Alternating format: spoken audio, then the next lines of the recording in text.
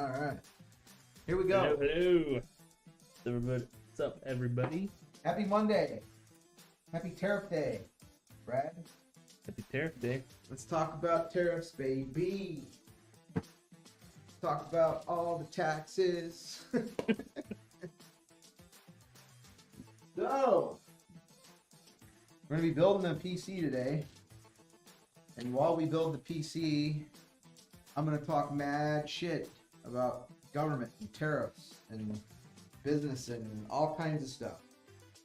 You can ask me anything with a giant slice of knowledge dropping on you. Brad's going to be my fact checker today. Gonna be the fact checker, live fact check. Because I'm going to say lots of crazy stuff that everyone's going to be like, no, that can't be true. And I'm going to be like, Brad, let me get a fact check on that.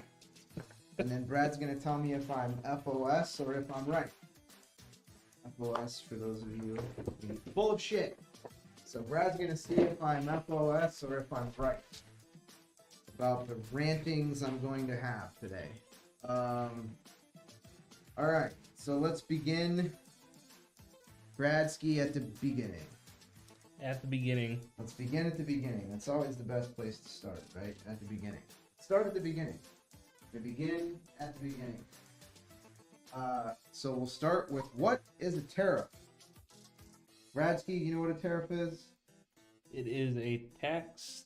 It is a tax. It's a tax on an Fundamentally. import. Yep. Tax. Yeah. Let's focus in on that. The tax. Think of it as a toll booth tax. Like you're driving down I-90 in Chicago, if you want to go past that plaza, it's $1.20. Or they send you a bill or whatever. So that's the same thing. So stuff's going to come into your country, and in order to come into your country, they're going to tack on some fee, basically. It's a tax. And who pays the tax, Brad? Consumers. Consumers pay the tax. You do. You pay the tax. It's like Oprah. You get taxed. You get taxed. You get taxed.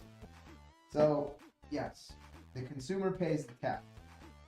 Because ultimately, no matter what anyone says, I am of the opinion, and I'm open to debate about this, but I've never had anyone actually be able to disprove my little working theory. Only individual consumers pay taxes. Businesses don't pay taxes. Like, I know this. I run a business. Do I pay taxes? Yes, I pay taxes. We file tax returns. We collect sales taxes and remit them to the various states and all those things. However, I am someone who believes you cannot tax a corporation, because any tax you levy on a corporation that creates a product or service, because that's what corporations do, unless they're run by members of the Biden family that don't sell a product or service but still have millions of dollars in revenue. For what? I wonder. But other than corrupt politicians and scams, real corporations have to have a product or service in order to collect money from people. So no one's just going to give me money at AlexanderPCs. We have to build a PC and send it to them in order for them to give us money. If they just gave us money and we never built and sent their PC, we would probably not be around very long. So you've got to get something for your money. Built into that cost that you're paying for that PC is taxes. I know how much tax I have to pay. I build that cost into what we sell the PCs for and pass it on to the consumer. Not out of any kind of malice, just that's how we have to do business. Whether you're AlexanderPCs or Apple, Apple doesn't pay taxes. On paper, Apple pays billions of dollars in taxes every year. The reality is, all of that money is paid by Apple's customers. It's all paid by Apple's customers. So you cannot tax a corporation. So when I hear people, mainly liberals, on this topic, I have issues with conservatives too. I'll get to those later in the conversation about tariffs. But it's, we should tax these rich corporations. You can't. You cannot tax a corporation. They're just going to pass the cost on to the consumer, and prices are going to go up for everybody. In fact, companies like Apple, Facebook, Google, NVIDIA. They employ armies of tax attorneys, accountants, paper pushers, pencil necks, whatever you want to call them, geeks with finance degrees, in order to basically minimize the amount of taxes they pay. It's a sport, right? They'll give you the old double Irish with a Dutch sandwich, you know, which is where you like route transactions through a shelf corporation that you bought in Ireland. So if you run it through a server in a closet in Ireland, it's taking place in Ireland, and then go to the Netherlands and then back to Ireland, and all of these like shell games that they play, moving money all over the world to minimize their tax burden. They wouldn't have to do any of that. Like, there's a huge expense that's associated with doing all of this financial gymnastics in order to minimize taxes, that if we just would stop taxing the corporations, you would have to at that point like control who could be a corporation, right? Like you would have to vet the corporations better. So you can't just go, oh, I'm a corporation, now I'm not paying taxes. You know? Right. Because there's like, you know, I'm not necessarily opposed to like taxes. You know, I believe that there's legitimate functions for taxation and such. You know, to a point. Like, I think that we can all collectively agree that, you know, we want to have things like roads and bridges and schools and police officers and firefighters and you know, those kinds of things.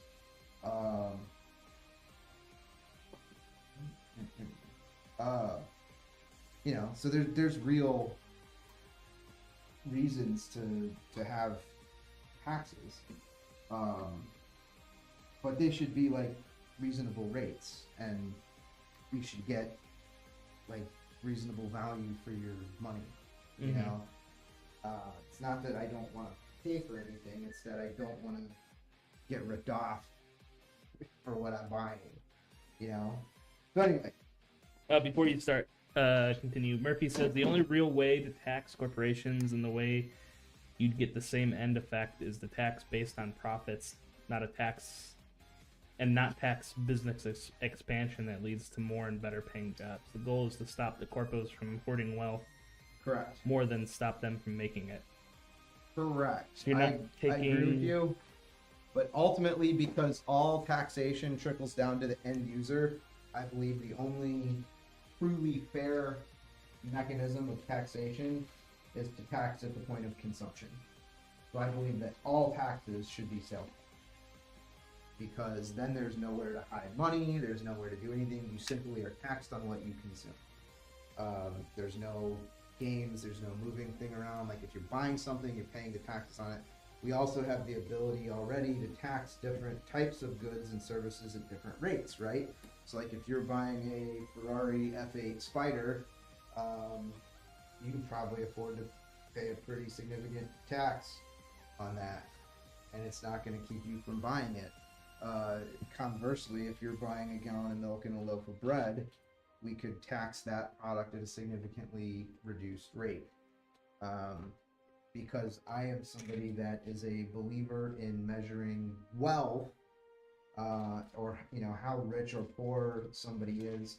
I don't believe in using income as a metric of whether somebody's living a rich lifestyle or not, right? Because I believe that you should measure wealth based on the net value of products and services that people consume, not what people earn as income.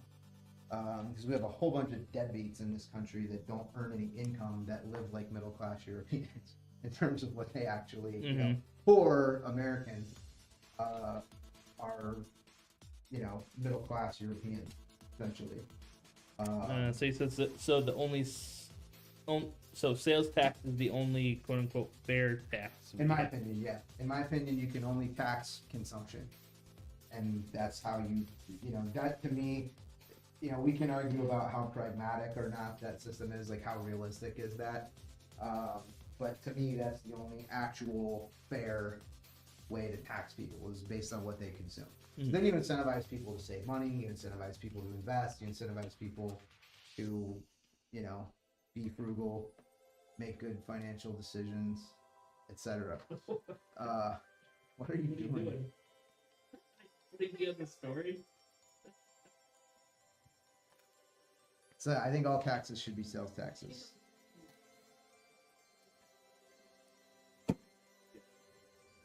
That's my opinion. Because you can't tax a corporation. Like you just can't. That corporation, yes, they'll file a tax return and send a check to the IRS, but they're not actually paying that. They're passing that cost on to the consumer. So if you're, you know, buying an iPhone and it's $1,000, and you know, 100 of that $1,000 that you're paying is Apple's taxes. You know what I mean? Yeah. Or some combination of Apple's taxes and, you know, the wages and benefits that they pay to their tax attorneys and, you know, whoever else that they're choosing to, you know, call the shots on how they're going to move all the money around. But you know, the long story short is you can't tax a corporation. I have always been a believer that you can't tax a corporation. They just pass the cost on.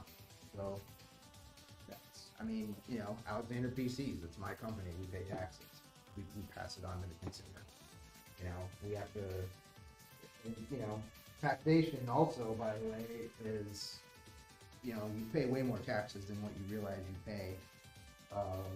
You know, Brad and I were having this conversation the other day where, you know, the cost to the employer isn't just X dollars an hour that you pay the employee. So the employee has to pay 7.65% of their wages into FICA and Social Security and Medicare, Medicaid, whatever else. Then your employer also pays an additional 7.65%. And then, you know, you've got paid time off, if you've got retirement benefits, if you've got, you know, any of these things, you know, those are costs. I mean, they're legitimate costs that, you know, are part of the cost of doing business. I'm not saying that they're expenses or anything, because that's not true.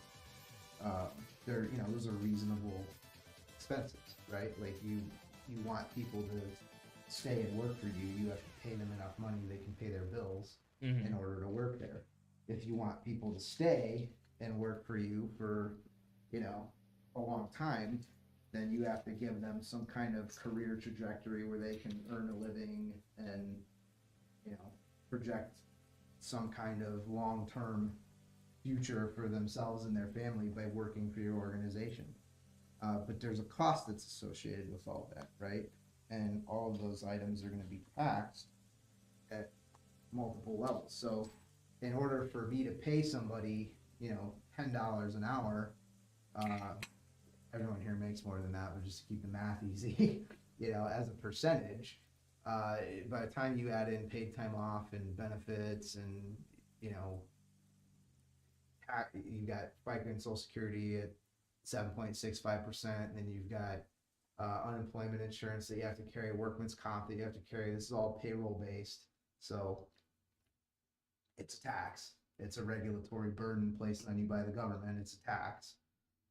You know, for every $10 that you pay an employee, you know, it costs you over 13.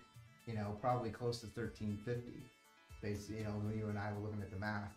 So you're figuring it's 35% on top of just the wages. And then you're not even getting all of the wages, because out of your $10 an hour, you're paying, you know, 7.65% into FICA, Social Security. Then you got state income tax. Then you got, you know, if you're in the city, you've got an additional income tax based on the city.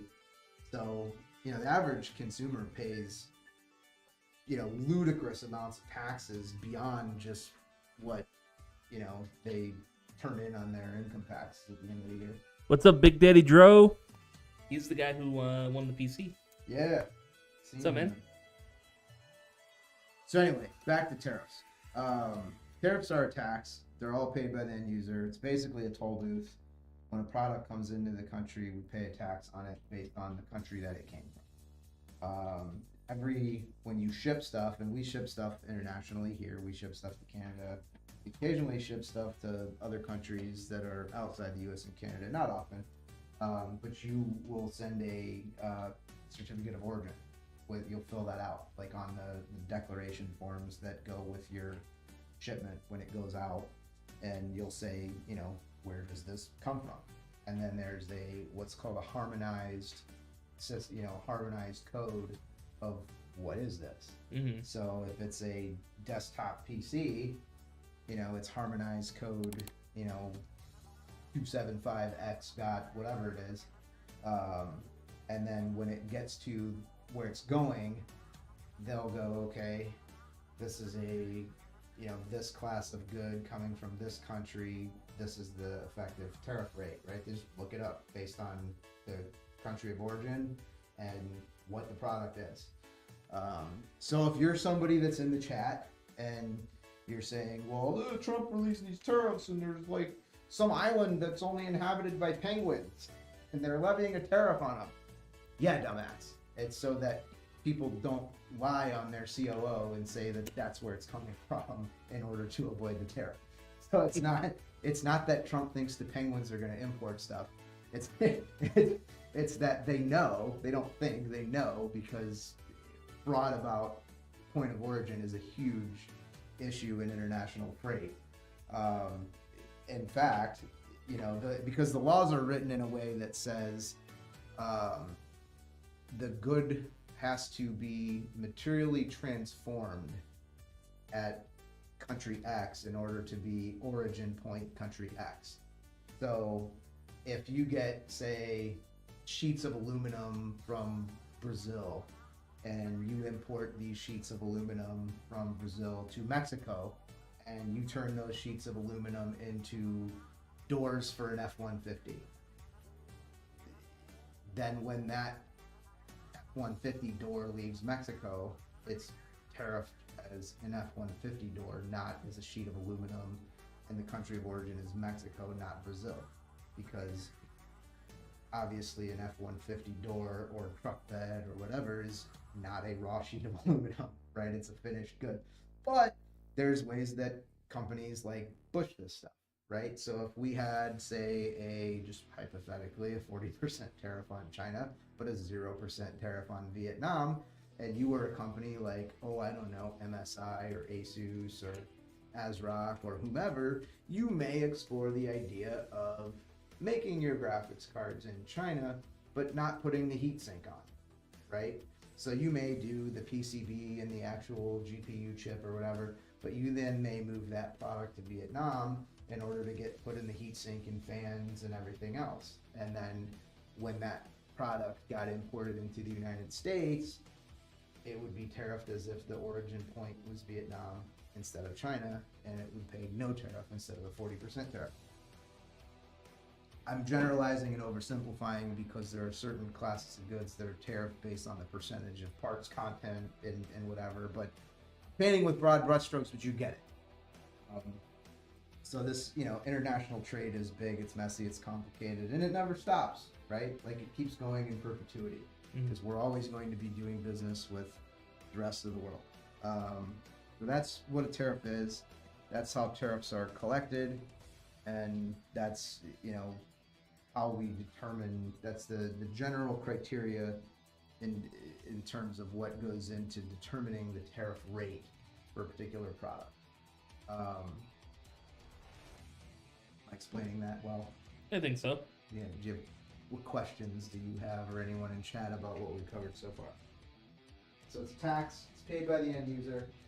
It's calculated based on the country of origin for the product.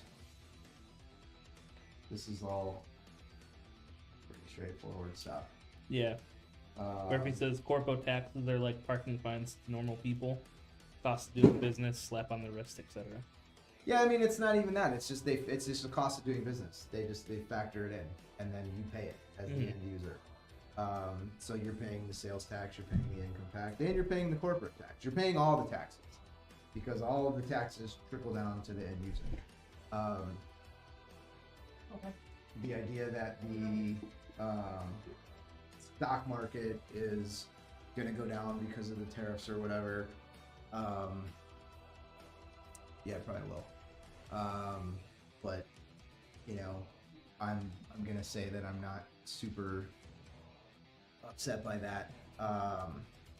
It's not good that the stock market is going down. We're not rooting for the stock market to go down.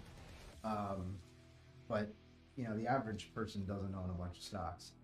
So the stock market going down doesn't, you know, not that it has no impact, but it's not going to have a dramatic impact on the average everyday guy or gal. You know, I think pretty sure the wealthiest 1% own like more than half of the stocks. So if the stock market's going down, for the most part, it means rich people are losing a bunch of money, which, again, not rooting for it. It's not great, but it's not breaking my heart. And the market will be back for sure anyway, because these tariffs are going to be very transient. These tariffs are not going to stick. That's why I'll give you guys the bottom line up front about what I think is going to happen with these things. A bunch of people are going to freak out. A bunch of people are going to price gouge. A bunch of people are going to engage in a bunch of bad behavior. Probably manufacturers are going to stop shipping stuff for a while. So companies are going to probably wait and see what is going to go on with these tariffs before they make import decisions. And I think you're going to see probably a halt in the import of a lot of PC components for a few weeks, really starting now. But these countries where the majority of these PC components are actually manufactured are very export dependent economies, and they're not going to want to engage in a long-term trade war with the United States. It's not in anybody's best interest, and I don't think that saw over the weekend that Vietnam and Taiwan were already sending delegates to discuss, you know, redoing the trade deals between those countries and the United States.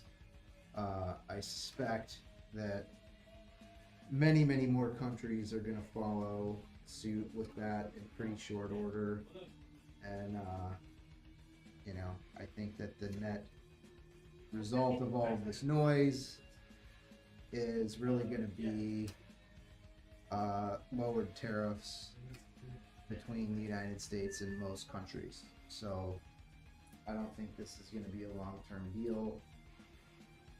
It's in, you know, it's not in anyone's interest. It's not in our interest. It's not in the other country's interest. It's just simply, we have, you know, we're the world's largest economy. It's not even close. And we have leverage to say, you know, hey, we want to renegotiate deals. And the other country may say, well, I don't want to do it. And this is Trump saying, you know, because they don't want to renegotiate the deals, right? Because they got the better end of the deal right now. Mm-hmm. Like, they have a tariff against us that's generally higher than what we have against them. There are exceptions, you know. I think, and I definitely think that the Trump administration is not playing with a full deck when it comes to how they're coming to some of these calculations, because they're saying, you know, oh well, you know, Japan has a 24% tariff against us. No, they don't. There's no fucking way that Japan is Japan is an island. They have no resources. They have to bring everything in. Like, if you are an island nation with a very acute lack of raw materials and resources, like, you have to be an import economy. Yep. Which means you're not going to tariff everyone. So a lot of these numbers that the Trump administration is putting out complete bullshit. like I'm calling the administration on that. A lot of these numbers that they're citing as like the current effective tariff rate are they're factoring in like trade deficits and stuff, which have nothing to do with the actual tariff rate. Like, I have a huge trade tariff with my local Aldi. I have a massive trade. I have total massive trade there, thousands of dollars. I have a trade deficit with the local grocery store because I have 6 children. I buy a lot of food, right? Is that bad that I have a trade deficit with my local Aldi? No, it's not. Yeah. It's good because I get delicious, healthy food products to feed my family, and they get money. So I run a massive trade deficit with the local Aldi and the local Sam's Club and the local Walmart and Target and fucking everywhere else, right? I have trade deficits with everywhere I spend money. Our customers here at AlexanderPCs have a trade deficit with us. They buy PCs from us. We don't buy anything from them. They're customers. They're not vendors. I have trade deficits with my vendors. You know what I mean? Yeah. So a trade deficit is just a trade deficit. It's not inherently good or bad. It's just that way. So the idea that we're somehow like factoring in a trade deficit into this tariff calculation is like completely stupid. It has no bearing on anything. Like, it's just the administration is pulling these numbers out of their ass to come up with some imaginary effective tariff rate. And this is going to piss people off in the chat that are Trump people because, Trump good, everything Trump do right, yes. Like, that's my whole problem with Trump is the polarization where the Trump sycophants will say, he's a genius, he's playing 4D chess and whatever. And look, I think there's an element of truth to that, right? And I'll get into that more in a little bit, but just because he's the origin point, or his administration is the origin point of this policy or that policy, or this piece of information or that piece of information, you still have to critically evaluate that piece of information objectively. Even though you may, in general, like most of the things that he does, or agree with him 80% of the time, or whatever, like, you still have to take each individual policy, each individual data point, and say, is this actually true or not? And with regard to that, like, tariff table that they put out, it's not true. It's complete bullshit. And I'm calling it out because that's the reality. It's completely made up nonsense. It's based on trade deficits, which have no bearing on whether or not, and we have trade deficits with a lot of these countries that are like, I don't know, Mauritania or something like that. Like, what are you gonna buy from? They probably have a per capita GDP of like $1,500 a year. Like, you're not making anything. You know what I mean? Yeah. Like, so we're buying some shit from them, glass beads for hobby shops or whatever they're making, and they're not buying anything. Are you gonna like go to, Mauritania and be like, we're not buying any more of your shit until you buy, $8 billion worth of U.S. beef or something? Like, what? You know what I mean? These people have no money. They're not bad people. They live in a developing nation. They don't have a developed economy. So you run a trade deficit with them. Like, are we gonna go around the world and like shake down? You know what I mean? Right. Like, the idea is ridiculous. We're gonna go over to Sierra Leone and shake down the government to buy more U.S. shit? Come on, you're not gonna do that. You know what I mean? There's no. So this whole predicate that this administration is operating under is like, it's completely bogus pretense.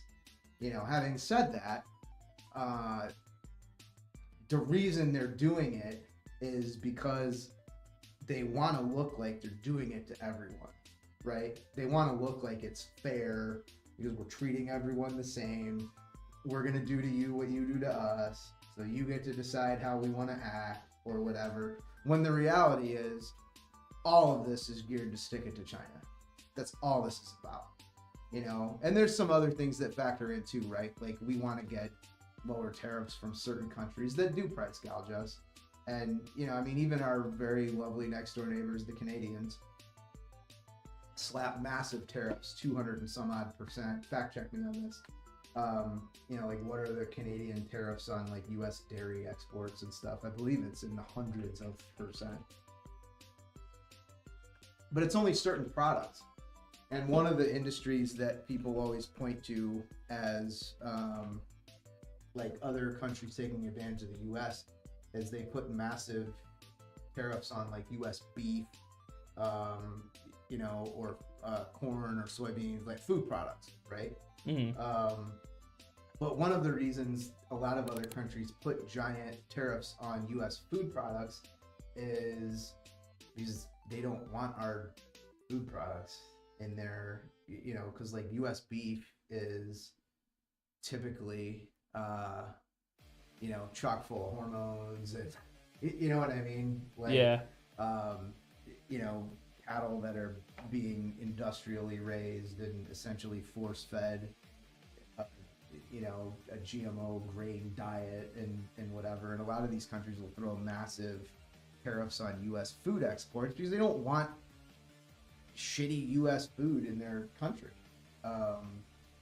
You know, it's not because they don't want to buy food. It's they don't want to buy, you know, mass-produced industrial U.S. food. Apparently, they impose tariffs as high as 250% only if it exceeds the quota on U.S. dairy exports agreed under the U.S.-Mexico. Okay, so Canada so they'll take X number of X pounds of cheese a year. Yeah. But anything over that, they slap it at. Right. Okay. Yeah. So you're not going to go over. So it's protectionist, right? Like that's why you would slap a giant tariff on someone else because, you know, you might be Canada and say, you know, we have this giant country that's got tons of land, but you can't live in like 80% of it. Yeah. Because it's, you know, it's permafrost. You can't grow anything in it. So we need to import food from the United States, but we're only going to import as much as we need. Yeah. Because we're not going to let the Canadian farmers get driven out of business. Right. So like that might be a legitimate use of the tariff. You know what I mean? You use it as a deterrent to kind of protect your local, you know, industries or whatever. So there's, you know, there's instances where it may make sense, but it's still. All right, I have to grab the snippers and another screwdriver. Okay, I'll be right back. Cool.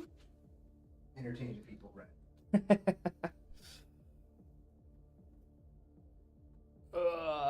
How's everybody's Monday going so far?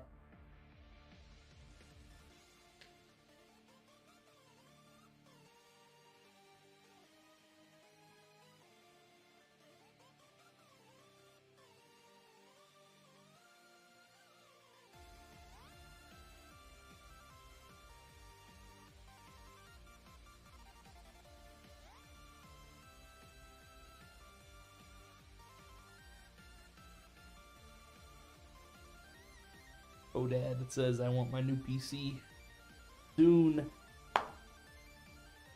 Who's saying what? Oh, Dad. Oh, This Dad. is his PC or their PC. This is the PC we're building right now? Yep. Oh, get This on. is theirs. He says I want my new PC. Oh, I'm building it right now, man. Give me a minute. You won't be waiting long now. Building it, doing it. So yeah, in general, like developed economies, the more developed the economy, like the higher GDP per capita. In general, like the wealthier the nation, the lower the tariffs are gonna be. So, you know, all of this is bottom line up front as it relates to PC components. These tariffs are not here to stay, kids. They're just not. They'll be gone in my opinion 6 to 8 weeks at the most. Other than China. China will dig their heels in and posture and whatever, but you know, the reality is China cannot win a trade war against the United States. They just can't. You may, you know, you may disagree with that. You're wrong. It's that's not a flex. It's just the U.S. consumer market is $18.8 trillion a year in 2023. Fact check me on that. It's what is the overall U.S. consumer spend? It's like, it's 18 point something trillion dollars that they can track. So it's probably more. You know what I mean? It's probably close to 20. Yeah. Consumer spend increased. Oh wait, that's consumer spending. Like what is the total value of U.S. consumer spending in a year? They won't have 2024 data yet.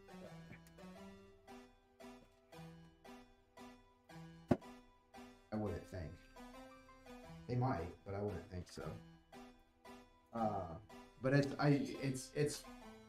18 plus trillion was what I'm saying. Fact check me.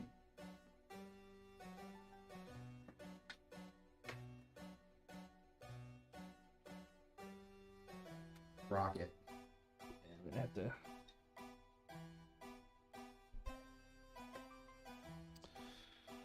What is the total? Yes. Yeah, what is total value of U.S. consumer spending annually? It's going to be over 18 trillion. Consumer spending. I am informed and knowledgeable about these topics. Don't take my word for it, though. Brad's in effect. Gotta sign in here. There we go. What does Grok say?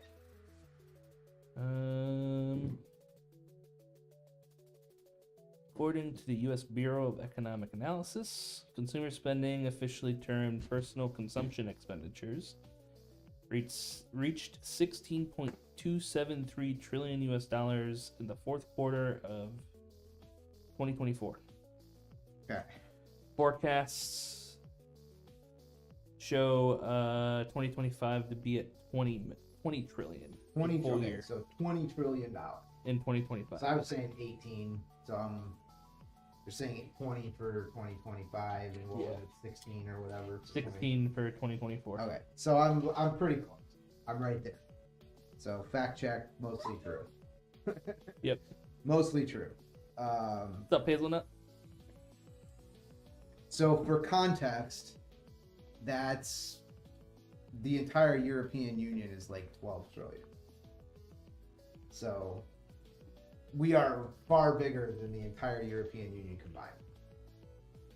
And China's like 7 trillion. So we're basically almost as big as all of the European Union and China combined in terms of our consumer market. So what does that mean on a global scale? Like if you're a global company, because you could be a small business in China and lose access to the U.S. consumer market, it doesn't mean anything to you. Because if you're not selling to the U.S. consumer market, you don't care. Doesn't, you know what I mean?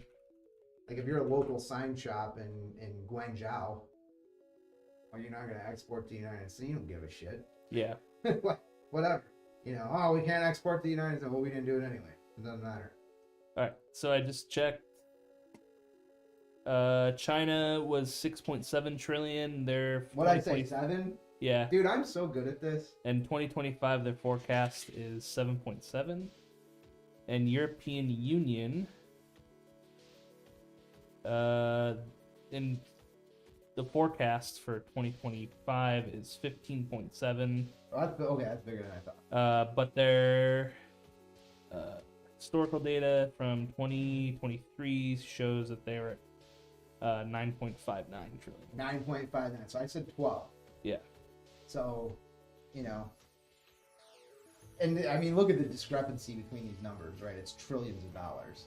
Yeah. So it's obviously a hard number to pin down with any kind of real precision. But, my point stands. We are the largest consumer market on Earth.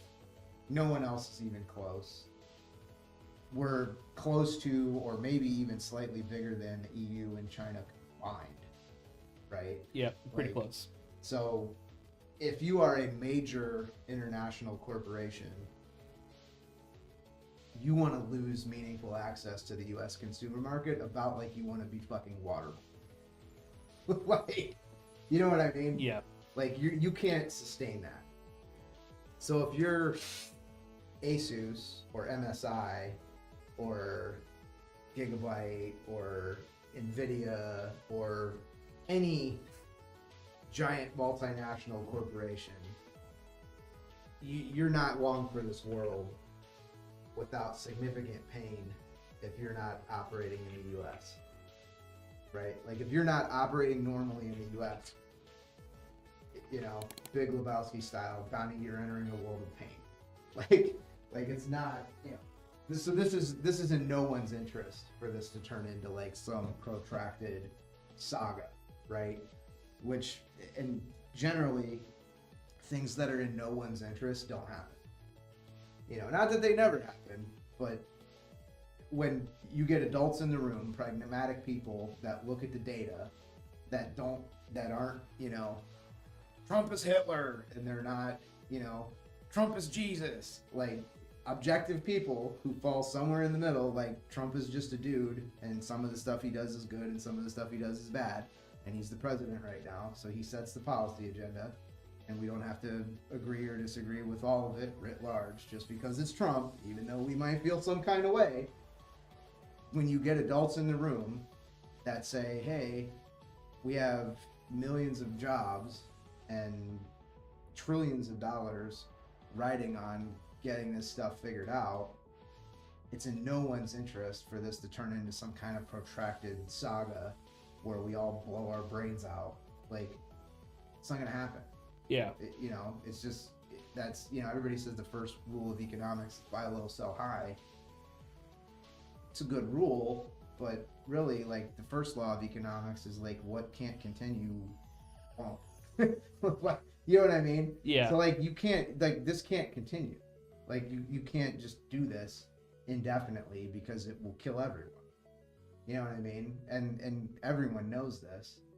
And you, as long as you're not ruled by someone who's a complete psychopath that's willing to just take everyone out, you're going to get people that sit down at the negotiating table because they can't afford to not have access to the U.S. market. Like, just, we have too much leverage in this situation.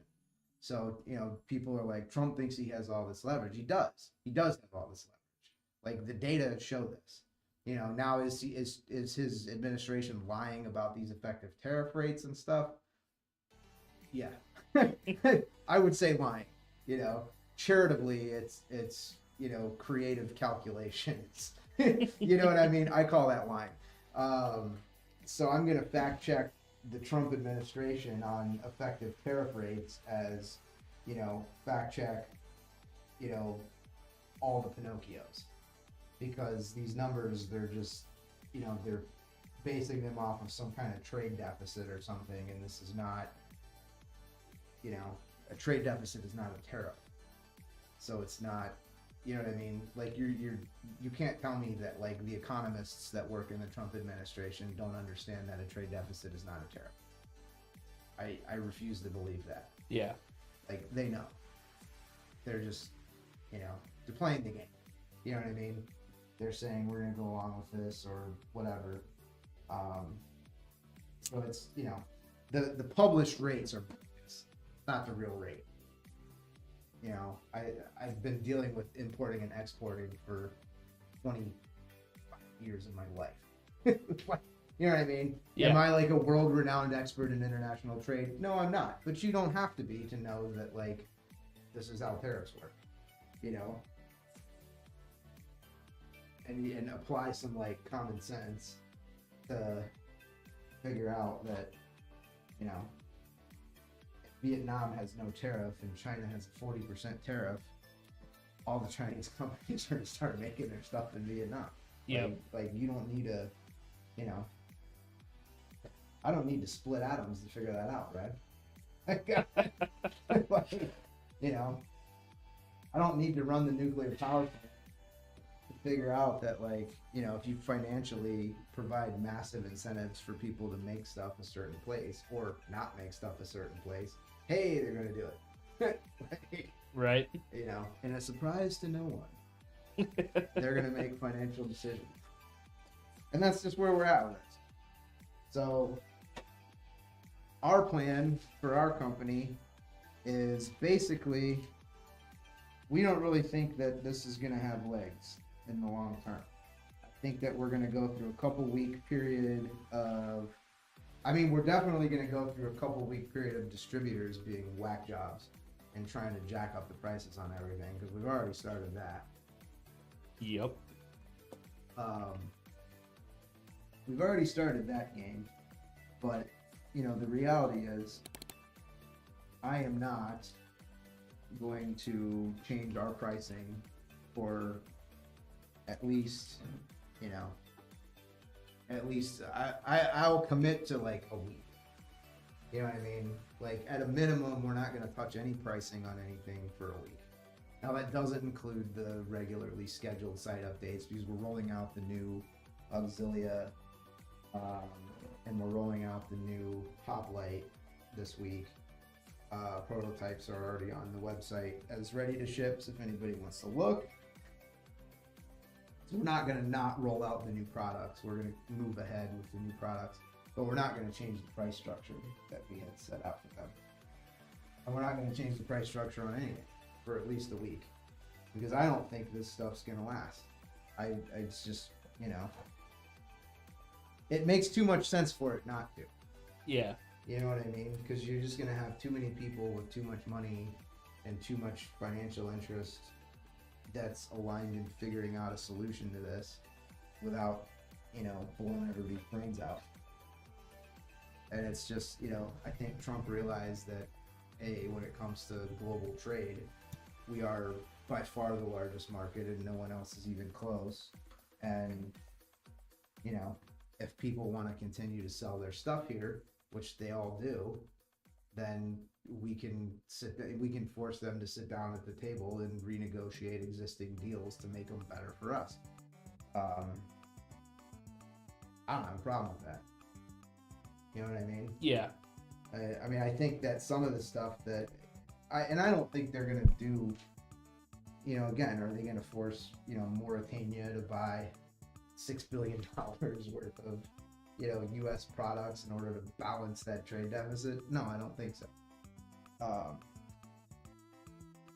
They don't have anything we want. You know what I mean? It's Yeah. not, doesn't make them bad people. And honestly, from a moral perspective, like, you know, we're United States of America, dude. We have no business cruising around the world in our battleships, like, you know, shaking down some third world country for like a couple bucks. Like, that's not, you know what I mean? Like, Yeah. I didn't vote for that. I'm not in for that. You know, now I'm in for like sticking it to China or, you know, whatever, or, you know, looking to use this as leverage to get companies to make more investments here. You know what I mean? And you're already seeing that. It's like TSMC just did a deal with Intel over the weekend to operate Intel's new fabs. Really? Mm-hmm. TSMC is also investing like tons of money in the United States. 100 billion to build they've factories. already committed to it. Yeah. So, you know, again, whether you like Trump or you don't like Trump, and I'm like, you know, I'm a spreadsheet person. You know what I mean? Where I'm not in love with any politician from any party. Like, when they do something that I agree with and that I like, +1. When they, you know what I mean? When they do something that I don't like, -1. It's transactional. You know what I mean? Yeah, I'm just here to, you know, eat the spaghetti. Like, you know what I mean? I'm not into who's cooking it. You know, I want the food to be good and cheap. And if you're doing things that are gonna help us work towards good, cheap food, I'm gonna support what I think is gonna help with that. And then if you're doing other stuff that I think is gonna be against that, then, you know, I'm gonna be like, no, I don't like that. They do that stuff. I just don't see why it's so hard. We gotta be all in on the personalities. You know, that's America, man. America loves its celebrities. Oh yeah. Yep. Like, oh, did you see what so and so did? Nope. Yep. Don't care. Don't care. Don't care. File that under nope. Don't care. So, what other questions do people have about tariffs, taxes, money? Let's talk about money. Let's talk about how the stock market's overvalued. Everybody's like, oh, the stock market's crashing. Crashing, Brad. Trump's destroying the stock market with his tariff game. It's dangerous. It's gonna ruin us all. Who owns the stock? The wealthy. The wealthy people. I bet Brad, we're gonna fact check this. What's up, Wolfie? I bet Brad my left testicle earlier. Oh yeah, let's. Forgot about this already. I believe I said I will bet my left testicle that the wealthiest 1% of households own a minimum of 45% of the stocks. Fact check me. Wealthiest 1%. My testicle is at stake here. Wealthiest. Please be at least 45%. I'm not Yes. And to be fair, Brad probably doesn't want my life. Yeah. Don't need it. Brad has no interest in collecting this bet. But I'm willing to bet that the top 1% own at least, I'm going to say half the stock. Just to keep the math easy. I'm going to say half. I'm going to say 52%. 52%. Okay. The bet is at least 45. But I'm going to say 52%. As the most recent data from the Federal Reserve, the wealthiest 1% of U.S. households own approximately 50 to 54% of the stock market, including stocks and mutual funds. Look at that. And I said 52. I'm literally right in the middle. This figure reflects their ownership of corporate entities and mutual fund shares, with estimates varying slightly depending on specific time frame and methodology. Okay, blah, blah, blah. So how many stocks do the bottom 50% all together own? I bet you it's less than 1% of the stock. I bet you the bottom 50% of net worth households own less than 1% of stock. Willing to bet this. Let's take a real look at who actually owns stock.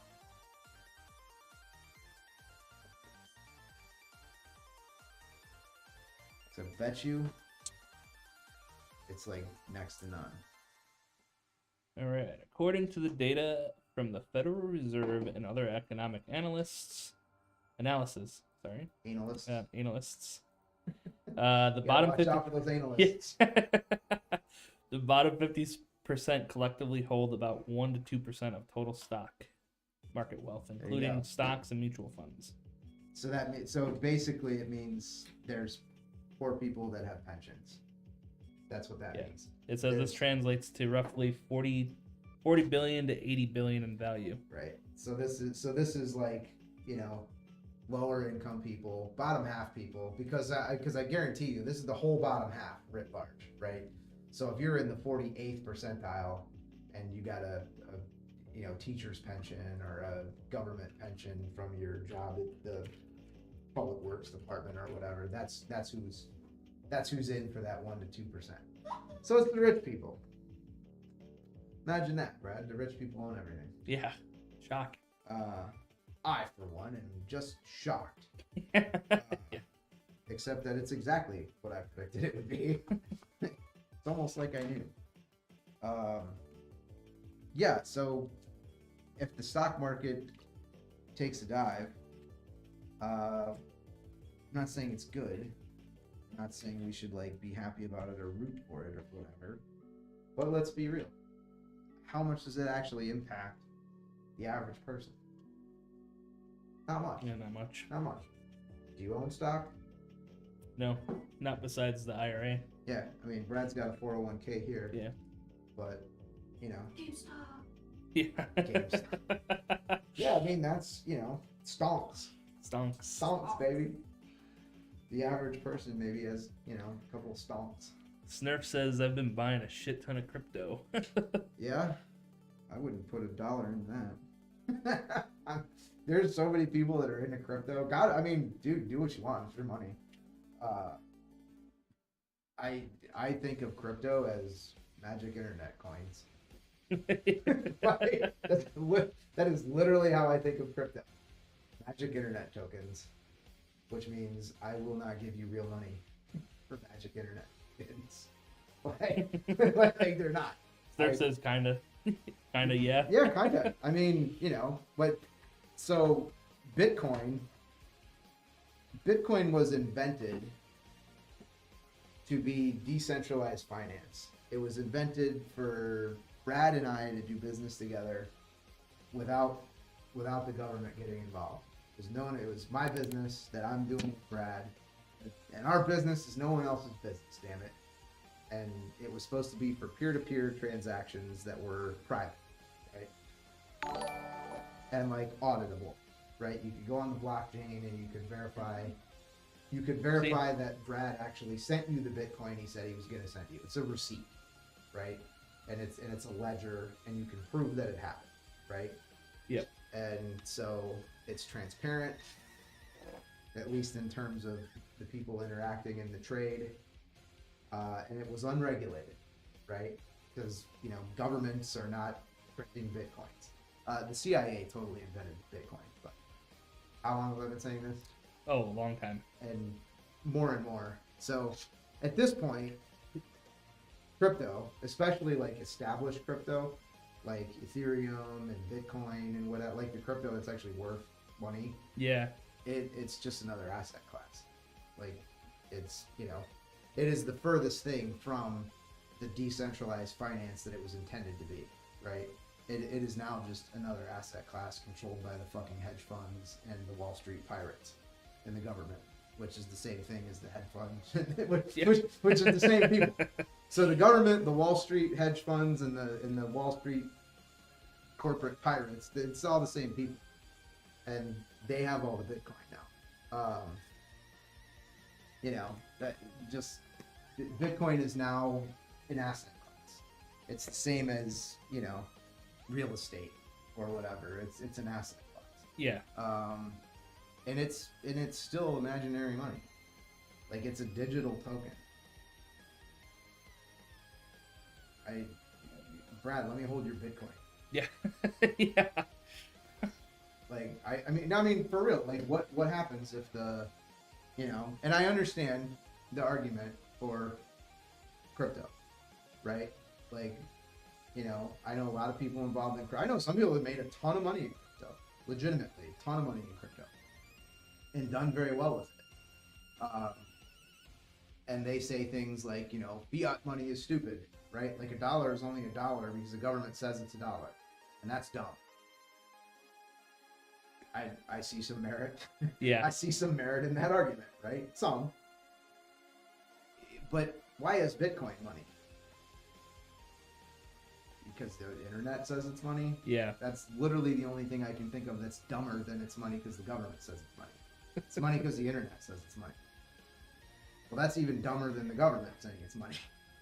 Like, I mean, I'm sorry, but that's my opinion.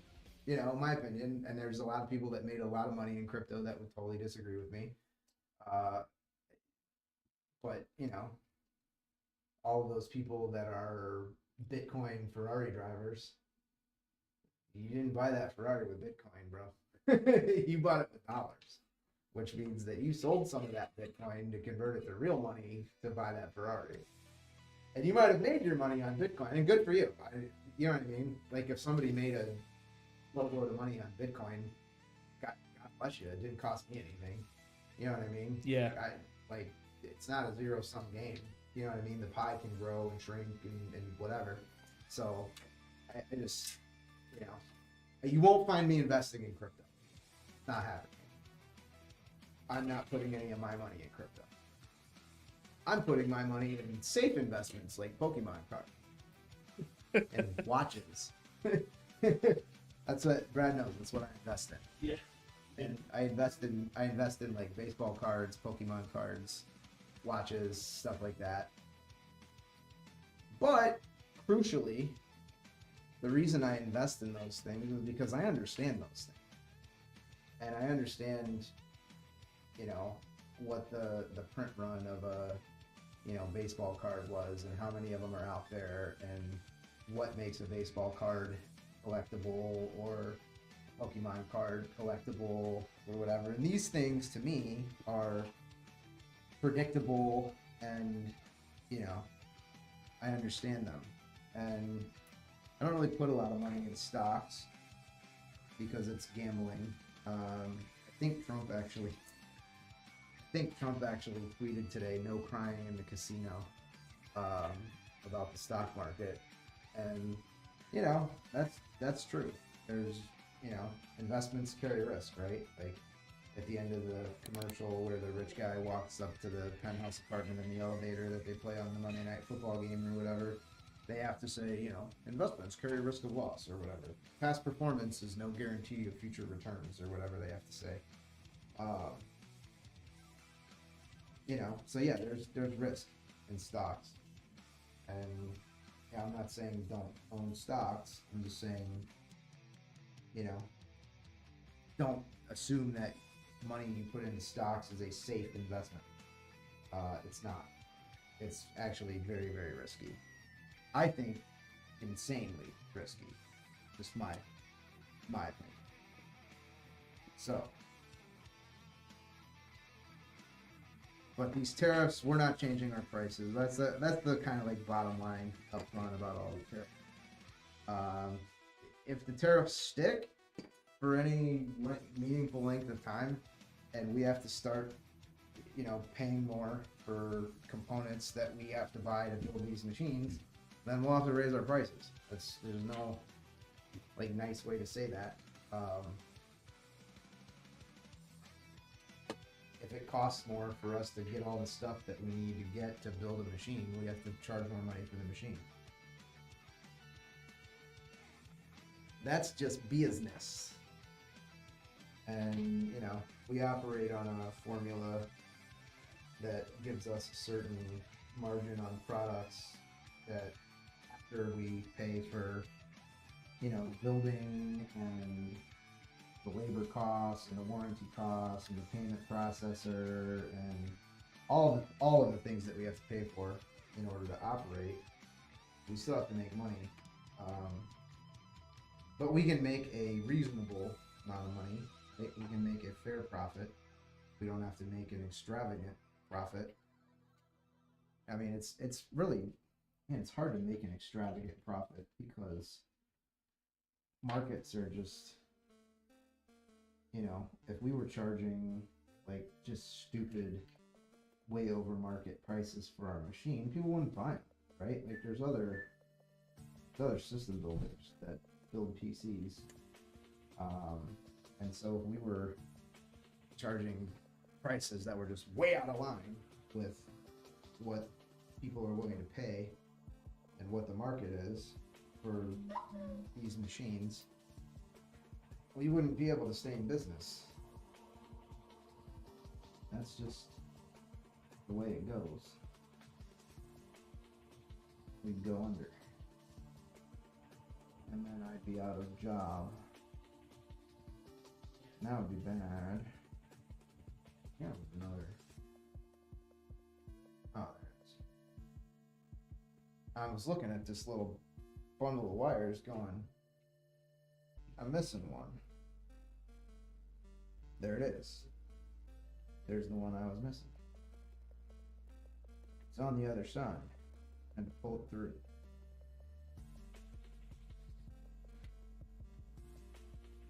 Alright.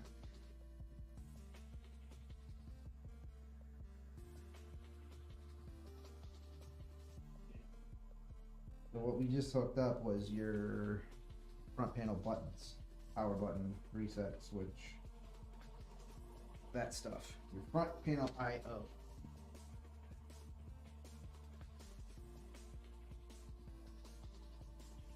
And we got our audio cable.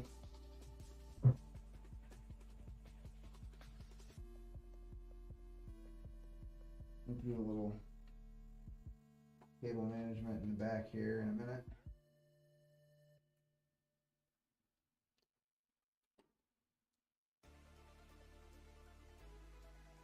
Now we're hooking up the USB Type-C. So this is the front panel USB Type-C. This is the other front panel USB.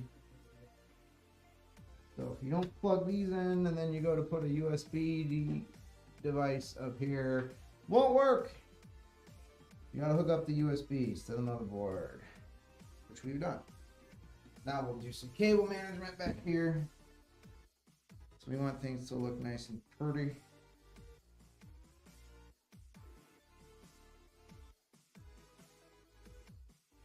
Because you don't want to buy a machine that nobody cable manages. You're going to spend a lot of money on a computer. It should look good, man. It should perform. I mean, most importantly, it should run good. It should perform good. But it should look good too. Why would you stop at running good when you can also look good?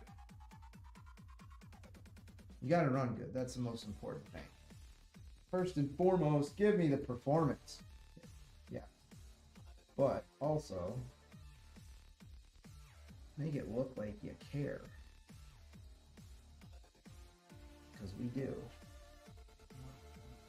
Because if you don't look good, it's like the guy from the Men's Warehouse. You don't look good, we don't look good.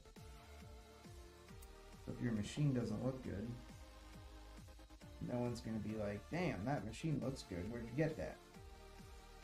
Because what we want you to do is have your friend come over and go, dude, that PC looks sick. Where'd you get that? And you're like, Alexander. And then your friend's like, I got to get one of those. That's what we're going for. So it's going to be cable managed. It's going to look good. It'll look spicy in the back here.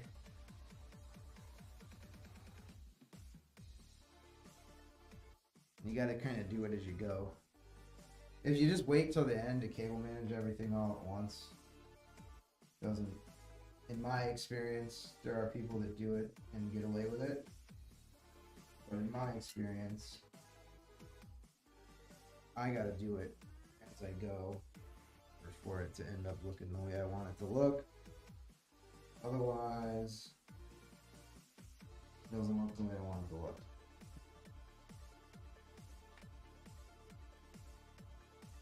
You can't just wait to the end and throw it all together.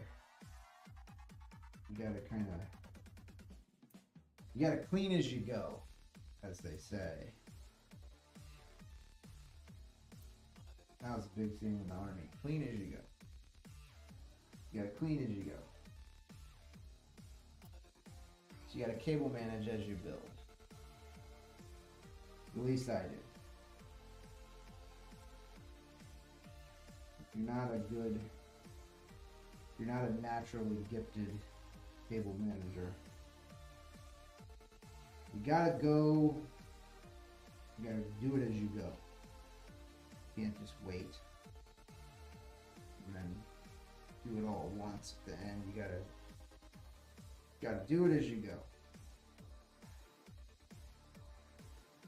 And I'm not the best in the world at cable management. Not bad. But I'm definitely not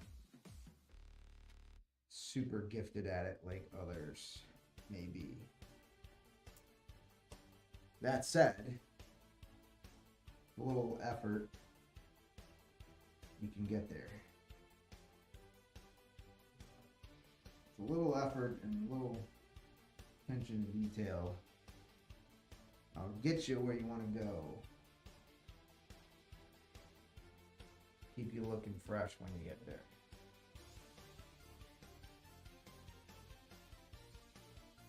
But I can't wait and do it all at once. Then I'm out of places to run stuff or whatever. This torrent case is not my favorite case to cable manage in either, to be honest with you. It's not bad, but it's not my favorite. There's only one favorite. If like something's your real actual favorite, it can only be one thing. And for me, my real actual favorite case to build in is the Landcool 216. Find it to be the best case to build in of all the cases.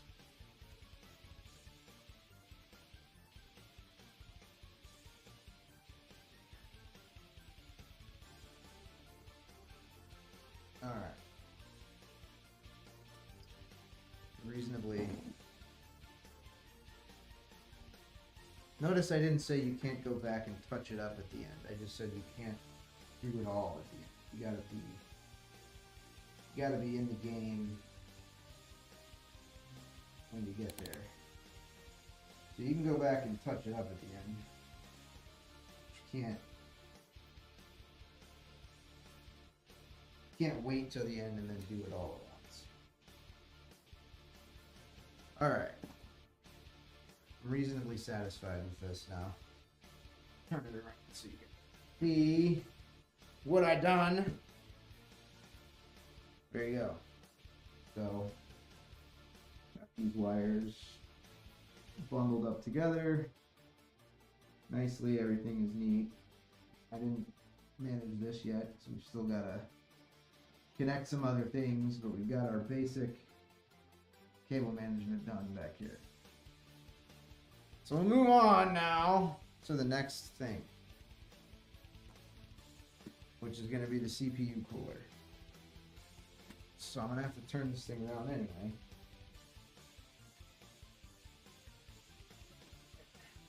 Alright. Here we go. Where's my CPU cooler? There it is. To free these fan leads. And then we'll do some other cable management once these are hooked in. You see, that's why I do this, like, you know, if you don't do this part and then you get even more stuff back here, then what happens is it gets all, you just get to the point where you got wires everywhere. And then it's hard to tell what goes to where, and you end up bundling into something that, if you ever have to service it, you end up having to like cut all the zip ties and whatnot. You don't want to do that. You got to kind of build and cable manage as if you may have to actually, you know, access it at some point. Which we hope not to do. And we usually don't have to do. But there are electronic components. They do sometimes fail. That's why we give you a warranty. So that if they do fail, you don't have to buy a new one.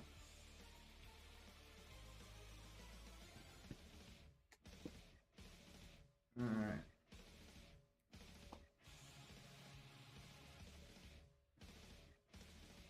I like to, soon these wires come, they're all curled up and whatever, and I like to take each fan wire. I like to take these fan wires. So this is your 5-volt ARGB wire, and this is your PWM fan wire. And I like to take them and just straighten them out a little bit. I find that to be easier. And when I go to install everything, I've got, you know, cables that I can actually work with and route. I'm gonna have to flip these fans over. I need these wires on the other side. So I'm gonna have to rotate the fans. I need these wires to be over here. Get out of there. These wires over here. This is the way we're going to have to mount this cooler. So we will flip these fans around. Pretty nice that they came pre-installed. But in this case, Now flip them around.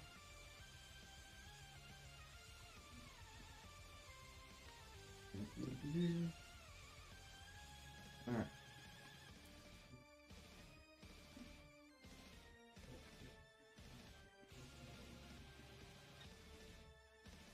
And you don't want to like, you want the clutch on your screwdriver to be nice and loose, because you just want these screws in there snug. If you don't want them yanking down in there, you just have to hold the fan on. And you want to take these rubber buffers and make sure that you get a good kind of seal on the radiator.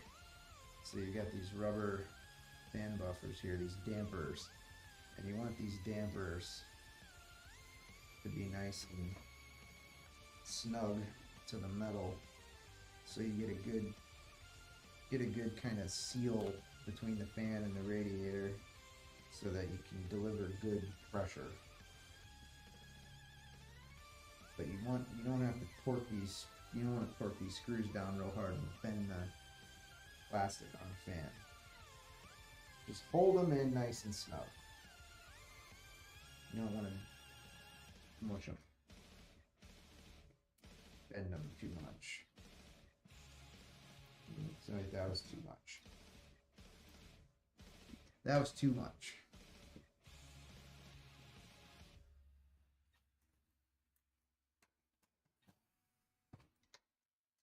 All right. Flipping fans. The joys of PC building. Fan flipping 101.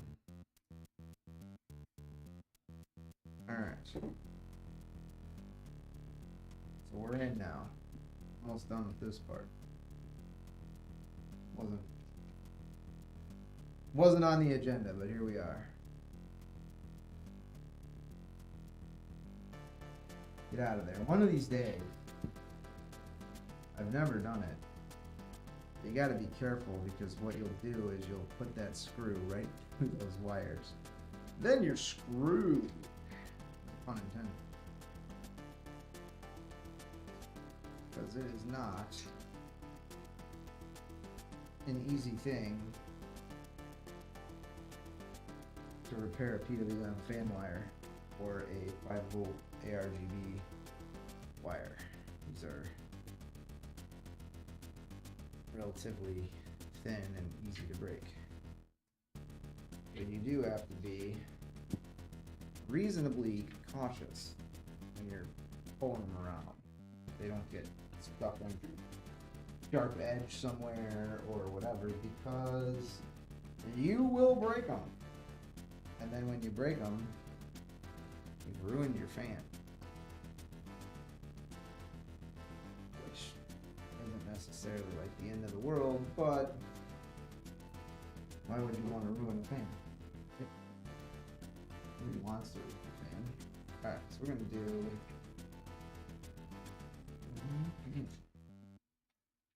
I always forget how much fun it is to route cables in this fractal case. I always forget, I was telling the folks on the chat here how much fun it is to route these cables from there. Yeah, take your fans off. So. I did already. No? Yeah, I did. I just did it. You missed it. I did it right before you came in. No, your fan should not be underneath your tubes. What are you talking about? Your fan should be on the other side of the radiator. Damn. That's what I meant. Okay. That's what I meant. Oh. I just flipped the wires. Oh, no, I just peeked in and I saw you. Damn it. I was like, I gotta go save them. No, you're right. I had to move them to the other side. I just flipped the wires. Okay. I didn't even think to flip them on the other side of the rad, which I do have to do. Saved me 10 minutes, man. You got young Jacob there to help me out. I did forget to do that.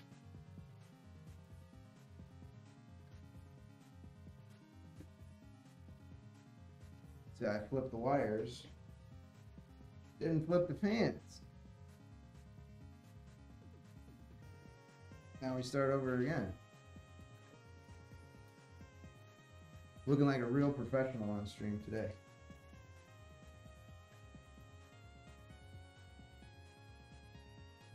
Ay, ay, ay. Flip the wire, didn't flip the fan. Look at me go. Alright.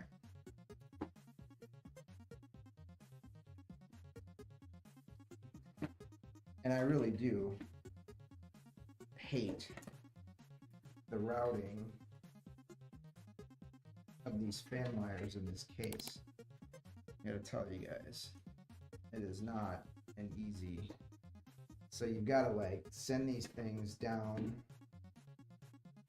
this channel. I'm probably gonna have to do it one at a time. This is not the, like I said, this is not my favorite case to build in. So I'm gonna do that.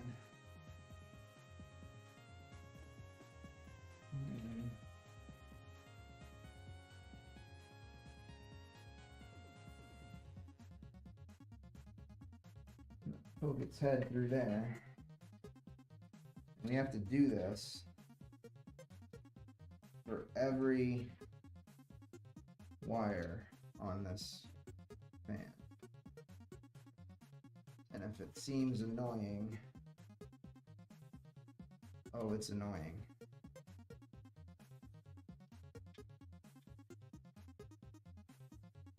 So it goes into this thing and down this channel.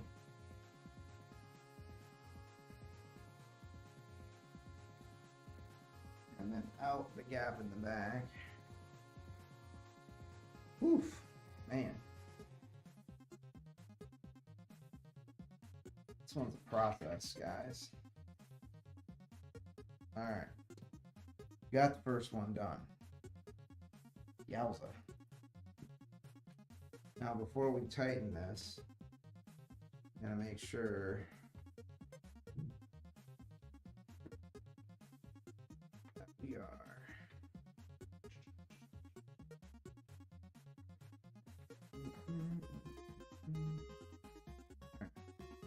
sure that we are the correct height in the case. Because what will happen is you'll end up not lining up your radiator correctly, and then you won't be able to screw in one of the screws.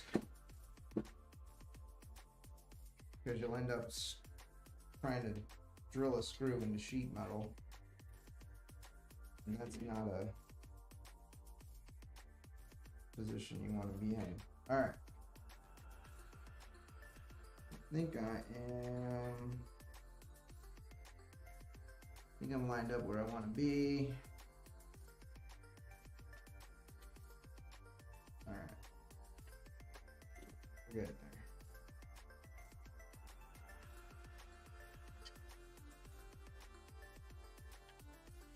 Bradsky, welcome back. I am trying to line up the radiator. Jacob saved me. He told me I forgot to flip my fans. I flipped it so the wires were on the correct side, but I forgot to move them to the other side of the radiator. Oh. So I had to take them off again in front of everyone. Like an idiot. In front of everyone like an idiot. If you're not building and I'm building on stream, then are we really streaming? I mean, no. Not really. If I'm not making a mess of it live, we're not doing it. You know what I mean? Like, are we even trying if I'm not? Yeah. If I'm not live streaming some build that I haven't done in like a year or ever, you know? Didn't I do like 4 or 5 streams in a row where it was like some one-off case that I've never built in before? Yep. And I'm like, yeah, let's just do that on camera so everybody can watch me like screw it up. Whatever. I'm not afraid to say I've made mistakes building PCs frequently. You know what I mean? Yeah. Like, did ever smooth? You know what I mean? What's up, Dill? Murphy Uh, says, proof you're getting your money's worth. He's fixing it, not saying screw it close enough. Yeah, I mean, honestly, dude, I think it's fair to say all the vendors get annoyed with our, like, you know, commitment to everything being perfect. Because if it's like one USB port on the motherboard doesn't work, we'll send that shit back. Yep. Like, Brad will tell you we do it all the time. I bet you I'm not gonna say there's nobody else out there that tests like we do, but most don't. I'm willing to bet you most people are not putting the time and effort into QC that we are. Because if it is even the slightest bit not how we want it, it ain't going. Nerf says, what do y'all think of 48 gigs, 7300 DDR5 RAM? Better run it on an Intel system. That's what I think. Are you trying to run that on an AMD setup? Because if you are, God rest your soul. I wish you the best. But I will also be shocked if you're ever able to get it stable. Is it just because of the speeds too much? Yeah, AMD is, listen, everyone is on AMD's nuts right now because their 3D V-cache stuff is, and it is by far and away, you know, it's great for gaming. It really is. You know, it's fantastic. I'm not talking bad about AMD's 3D V-cache at all. I love it. I highly recommend it. But know that in terms of memory compatibility, you're going to have a hard time getting an AMD platform to run stable really beyond, I mean, if you just want it to work all the time and you don't want to think about it, you just want to turn on an Expo profile or whatever, you really can't go past 6,000 with AMD with any kind of regularity. It's still, you know. Yeah. I mean, if you want to spend your time manually dialing in your CAS latencies and voltages and timings and whatever else, and you want to spend, you know, and you constantly want to tweak your memory or whatever, great, have at it. God bless you. You can run 7,000 megahertz on AMD all day long. You know, for about a week until you start getting memory errors and whatever. Just, yeah, I mean, so if you ask me, what do I think about 48 gigs of DDR5 7300? Great memory, but you better put it on an Intel platform, or you're going to be spending more time screwing with your memory than you do playing games on your PC.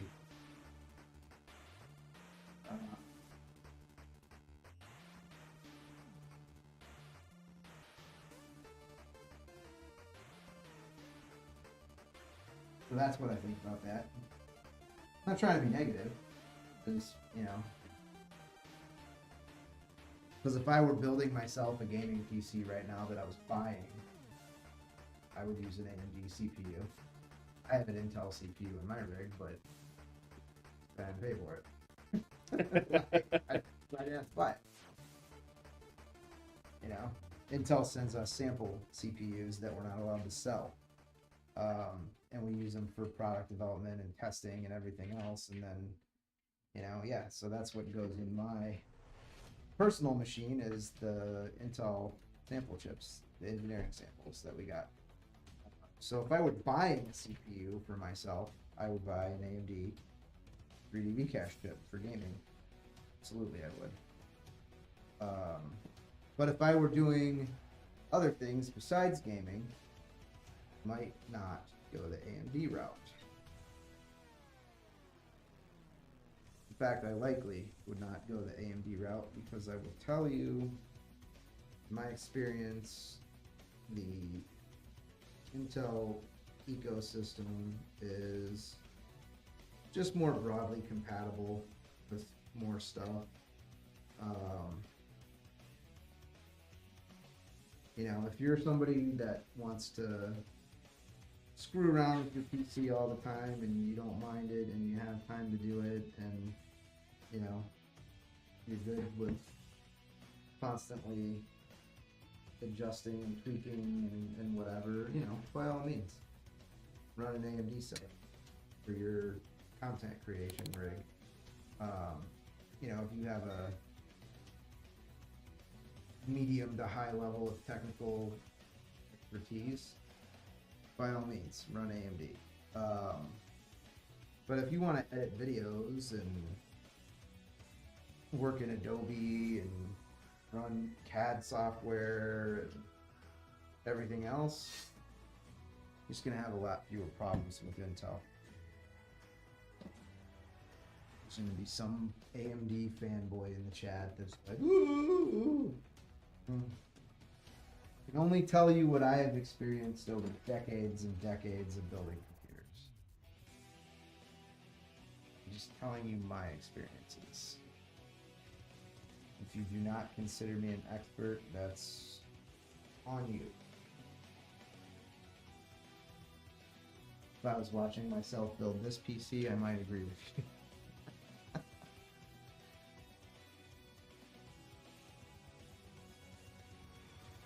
Bearing in mind, I have never built one of these before, not with this particular components list. I have not built this machine with this particular components list. Having said that, I'm confident we're going to get there with this machine. You go sideways. There we go. Alright. Man, I'm telling you. Routing the fans for the cooler in this case. It's just not the walk in the park that it should be. But we are about there with this thing. I'm just not a fan of this. I'm not a fan of using a liquid cooler in this case. I gotta be honest.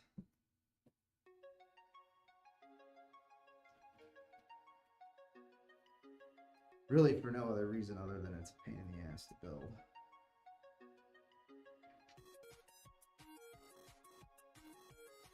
Functionally, it's fine. Alright, I'm back again. Yeah, I was just bitching that I don't like building with AIOs in this case. Oh, yeah. Functionally, it's fine. Is that fan good? Yeah, but from the standpoint of like building it, it's a pain in the ass. You know what I mean? Yeah. I mean, even Jacob does this one. Even Jacob complains about the AIO in the torrent. Mm-hmm. After this build, I may listen to him. We may go back. We may go back to the air-cooled only torrent, based on in the ass that AIO installation was for me. Right? So Jacob builds them with AIOs and complains for like 18 months, and we don't do anything, and then I come and do one, and I'm like, we're changing this. See? You just upset the wrong person the whole time. Yeah. All they had to do was annoy me, and we'll change. You know? It's good to be the king, Brad. Until there's like shit that you gotta still get done, and it's like 2 a.m. and you just want to go to sleep. Then it sucks to be the business owner. Everybody wants to be the business owner, so it's time to do business owner shit. Yep. then nobody wants to do it. Then everybody wants to go play golf. You know what I mean? Oh. Or, you get what I'm saying. Yeah. Do you play golf ever or no? Nope, I live on the golf course. My kids run around on the golf course and pick up golf balls all the time, though. Oh yeah. I let them do it, which the guy bitches at me all the time. And I've had this conversation with the guy that drives around on the golf course and yells at you if you're not supposed to be on the golf course or whatever. And I let my kids go out on the golf course and run around after dinner. But we live on the tee. So directly behind my house are the tee boxes for the second hole. So if it's 6:30 at night, it's dark at 7:15. No one's teeing off on number 2 Yeah. at 6:45. If you got a half hour of daylight left, you ain't on the second hole. Right? You're not teeing off on 2 No. when you're a half an hour from dark. So I let my kids go out on the course and run around and pick up golf balls that people hit into the rough and can't find or whatever. And every so often the guy cruises by on the golf cart. He has at this point just stopped yelling at my kids because I've been, several times that I'm not going to abide by his. you know what I mean? Yeah. And I get it. I he's to his credit, he's a reasonable guy. And I told him, I'm like, listen, I understand it's your job to keep kids from running around on the golf course. They don't take a golf ball in the face, which is reasonable. But also, they're on the second hole and it's 6:45, bro. Yeah. No one's playing this hole right now. I'm not letting them run around on 16 where there's people actually hitting balls. They're running around on 2 where it's almost dark and no one's playing. Yep. I'm meeting you halfway here. You know what I mean? Yeah. And he's like, if they stay on, and I'm like, plus we live right here. They're, I'm literally standing in my kitchen and I can see them. You know what I mean? They're not throwing rocks at someone's house or Right. whatever. They're not running around unsupervised on the golf course doing, vandalism and shit like that. They're running around looking for golf balls that they want to sell to old people in the egg cartons for $3 per dozen. You know what I mean? Yeah. There's little kids doing little kid stuff. Give me a break. So we have an understanding now with the golf course Nazi. Again, you know what I mean? The guy's just doing his shit. Yeah. I don't know. Yeah. But I'm just letting my kids play on the golf course that we live on. And, whatever. End of the day, everybody's happy, Brad. My kids aren't doing anything dangerous. I don't mess with anybody's stuff. Because if they were, I'd beat their ass. You would not catch my children behaving like that in public. It's not a thing. In fact, I am frequently complimented on my children's behavior in public. And it is not coincidentally because my wife and I make the conscious decision not to let my children be little pricks. It's amazing. It's amazing what happens. Parenting? What? Yeah, if you don't allow your kids to run around all willy-nilly and be little buttholes, they don't. Yep. Crazy concept. Takes a village, Brad. No, it doesn't. It's nice to have a village, but what you really need is parents raising their kids and holding them accountable to standards of behavior. Proper. It's it's a lot like running a business. You have to if you want your PCs that you build to be on point and dialed in and make sure that every port works and whatever, you have to make sure that your quality control team is testing all the ports, right? Otherwise, you can't have the quality control. You Yep. have to do the thing. Right? It's crazy. Like, in order to get the results you want, you have to do the necessary steps to produce them. Whoa. And it's not easy, to be fair. It's really not.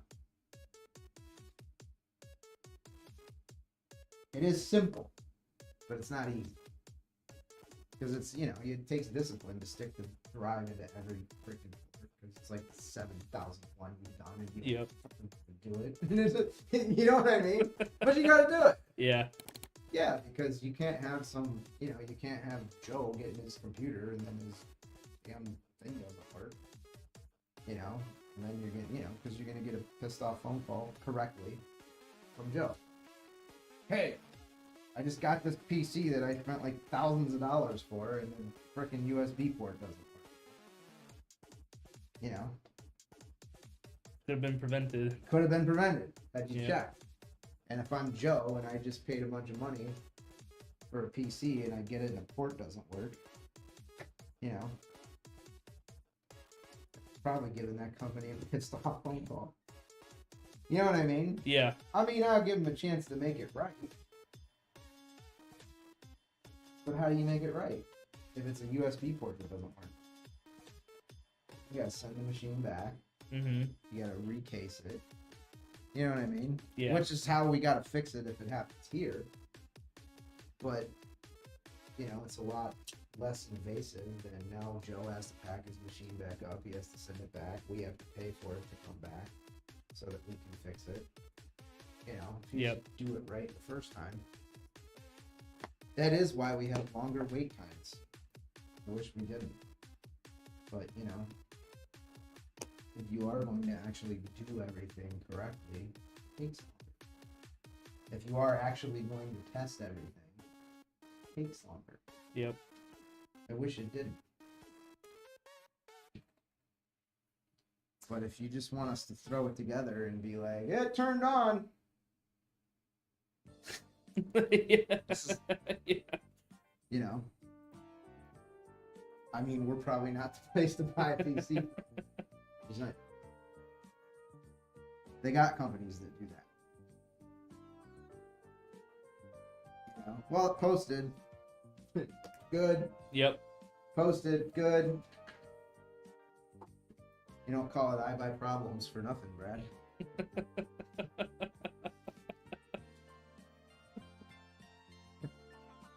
Actually, I stole that from Zach. Yeah. Which I mean, it's the most. It's, you know, makes the most sense out of anything. It's just, but I've never used that term before. Now I'm saying it's so dialed in. Oh, I man. buy problems. Yeah. The PC posted. Time to post it. Yep. Yep. Yeah. Posted now. Postmark it and get it out of here. It's not enough, man. It's not enough. You gotta make sure it's slapped. You know? Well, I mean, we even test stuff I've never seen fail.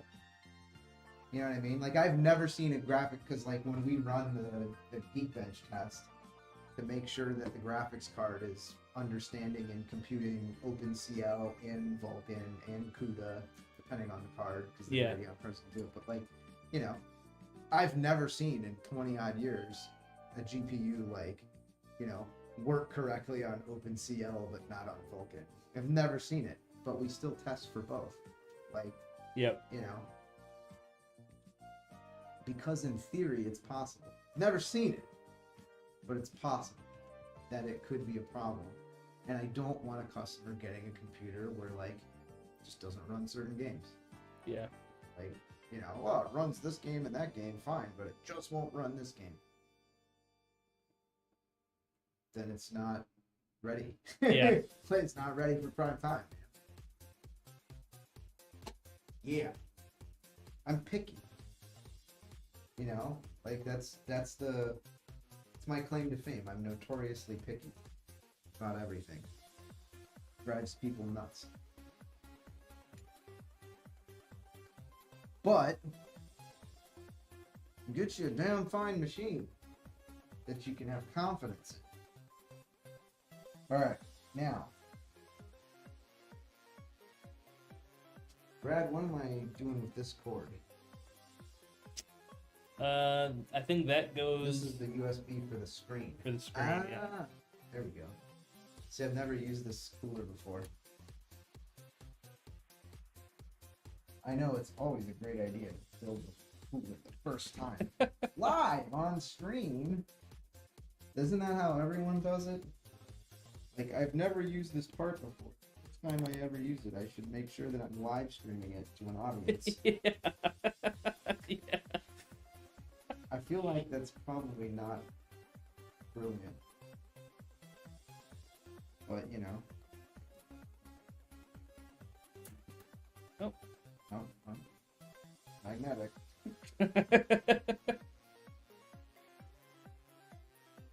Alright. There we go. Brad, do we have cable extensions for this one? Yes. I believe they're the blue and black. You're Black right. and the blue? Yep, you're right. The Crips and the Crips? Or the Crips blue? Crips. Crips are blue, Yeah, right? Crips are blue. Bloods are red. Bloods are red. Intel is blue. AMD is red. It's like Oh. the Crips and the Bloods. There you go. You know? East Coast, West Coast. Crips and Bloods. You know? Which CPU gang are you, bro? Yeah. Which CPU gang is you with, man? Who you bang with, Brad? AMD or Intel? AMD right now. AMD right now? Yeah. Brad. I don't blame you. I'm an Intel man. I'm biased. I'm I would- admittedly biased. I like Intel better. I admit it. I really don't have any allegiance to either. Intel's an Whatever. American company, man. Oh, that's fair. That's fair. AMD's not. America. America. I'm all about America. America. America. I don't know. Historically, Intel has been on top. It's the time. Yeah. Now, but, I mean, if you're new to the party, you came like time when AMD's on top gaming, but they're really not. So I was saying earlier while you were on the phone, snoring in here for this part, but I've just had so many fewer compatibility issues with Intel over the years. Like, just with Intel just works more seamlessly with more programs, Yeah. more different software, more different, you know, it's just I don't know.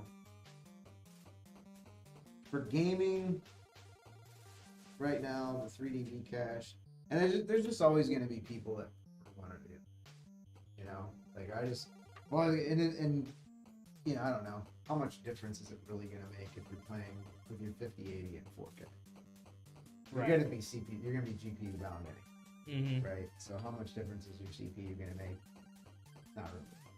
Not really. Not no difference. But not really that. It'll Yeah. mostly be your GPU. I'm experiencing some Some annoyances right now. Some AMD fun. Well, nothing wrong with AMD specific. It's WoW, because it's such a CPU bound game Oh, yeah. that even with the 5070 Ti, it just, I mean, I do get better performance, Yeah.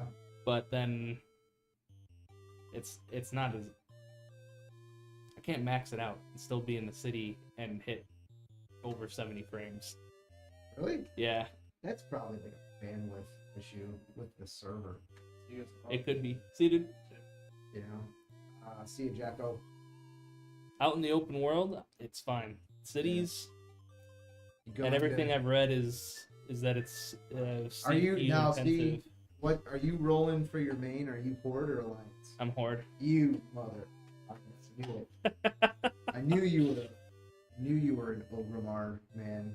No, I started out as an Alliance. Did you? And when Mists of Pandaria came out, my friend, he started out Alliance and then switched over to Horde. And I was like, all right, fine, I'll just make a character so we can play. And then he stopped playing, and That's how it starts, Brad. and now he's Alliance and I'm Horde, and it's like, that's how it so starts. stupid. That's how it starts, Brad. So stupid. That's how it starts, dude. Yeah. You know? You're like, oh, I'm just gonna make an alt. You know, and I'm gonna start rolling a Tauren Shaman or something like that, you know.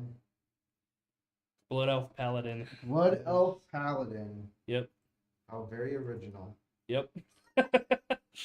My tank's name is Scrumptious, because we were gonna do Hunter Paladin combo Yeah. for PvP.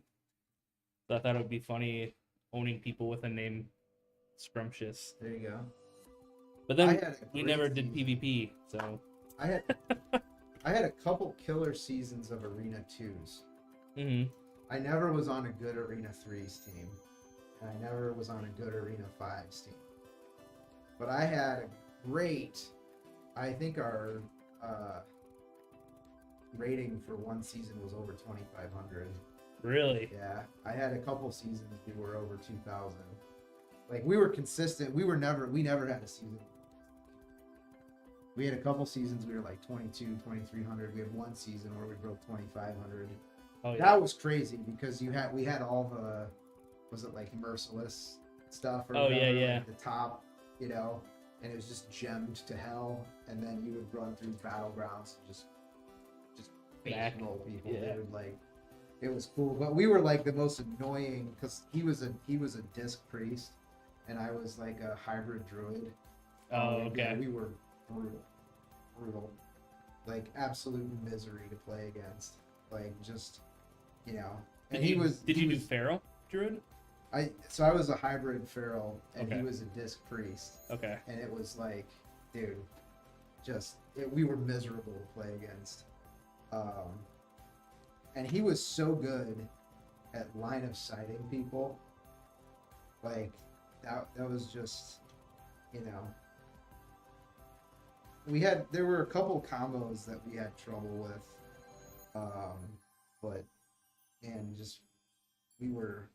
we were both good players. He was better than me. Yeah. Yeah. I mean, I was a good player, but he was exceptionally good. And just was it's a fun time in my WoW career. You know, Arena 2's 2,500, dude. That was a trip. Not too many people rolling around with 2,500 ratings at Arena. Yeah. That was just one season. But we were playing a lot too. Definitely were playing a lot. Murphy says we're not trying to win. We just want the other players to not have any fun.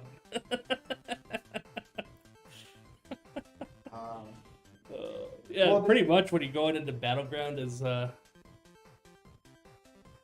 completely decked out. I mean, whatever. It's fine. You can't stand the heat, baby. Yeah. Get your ass out the kitchen. Yeah, you're on a mission. That's on. Yeah. Is Yeah. that Coolio? Remember Coolio? Yeah, I remember Julio. He Can't died, stand didn't the he? heat, get your ass out the. I think he did die. I think he's dead. Fact check that. Coolio dead. Alright, I'm asking Grok. It's an odd fact check, but Is Julio dead? fact check. It's I feel like it Coolio. was recent, like last 4 years or so. Last couple of years, yeah. I feel like he's left us not too long ago. Yeah, Julio passed away in 2022. There you go. See? How did he die?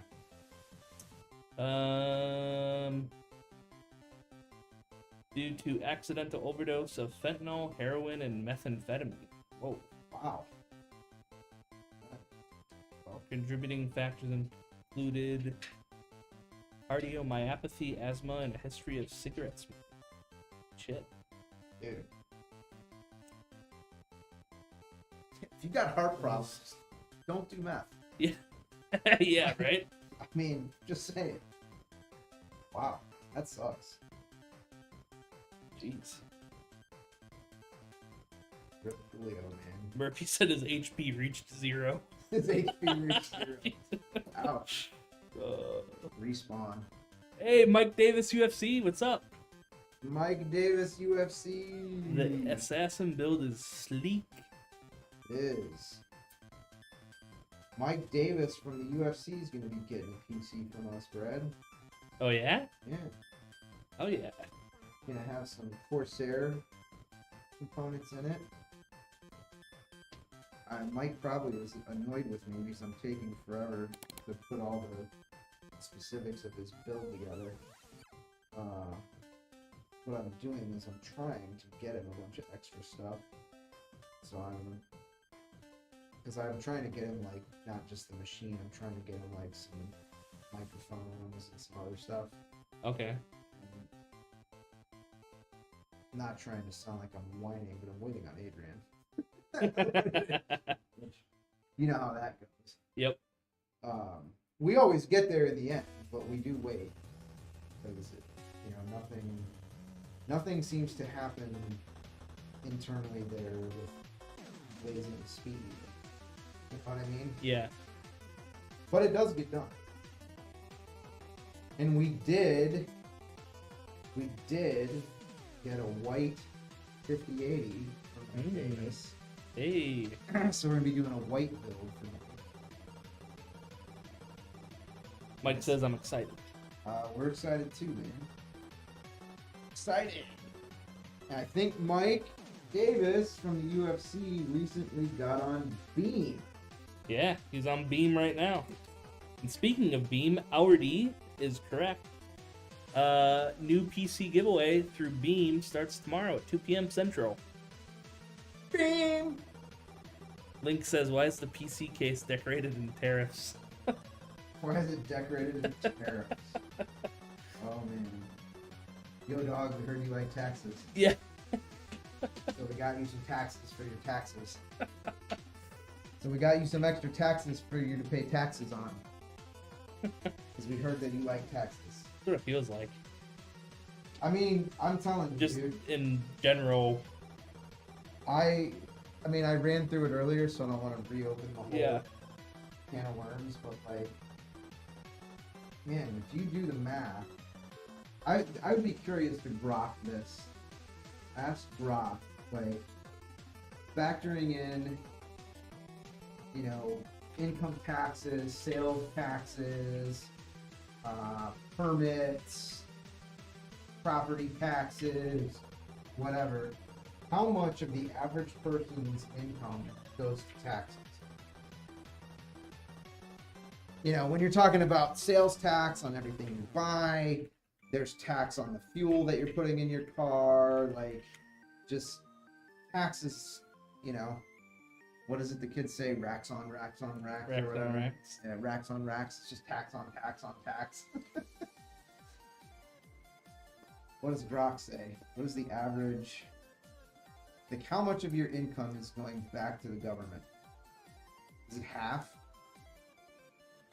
It's got to be like Average. Okay, so there's like about on a 20 or on the average 74,000 household income, right. about 32.7%. 32% Yeah. is the total tax burden. Yep. So 32%. Now, is that just income taxes or is that all the taxes? That's in federal income. That's payroll, state sales tax, property taxes, and other fees. Tell Grok, factor in like tax on gasoline, like everything. Like, come on, Grok, think of everything.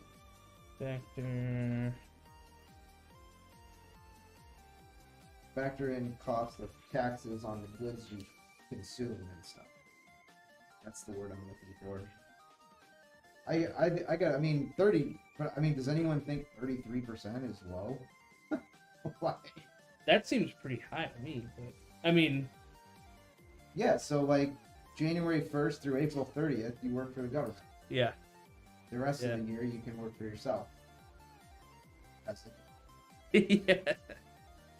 Okay, so factoring in all that stuff, still comes in other fees, utilities, excise tax, gasoline taxes. So they're just all averages. Yeah. Still comes out to about 33.4%, So a third Yeah. of your income. third of the income. So government takes a third of your shit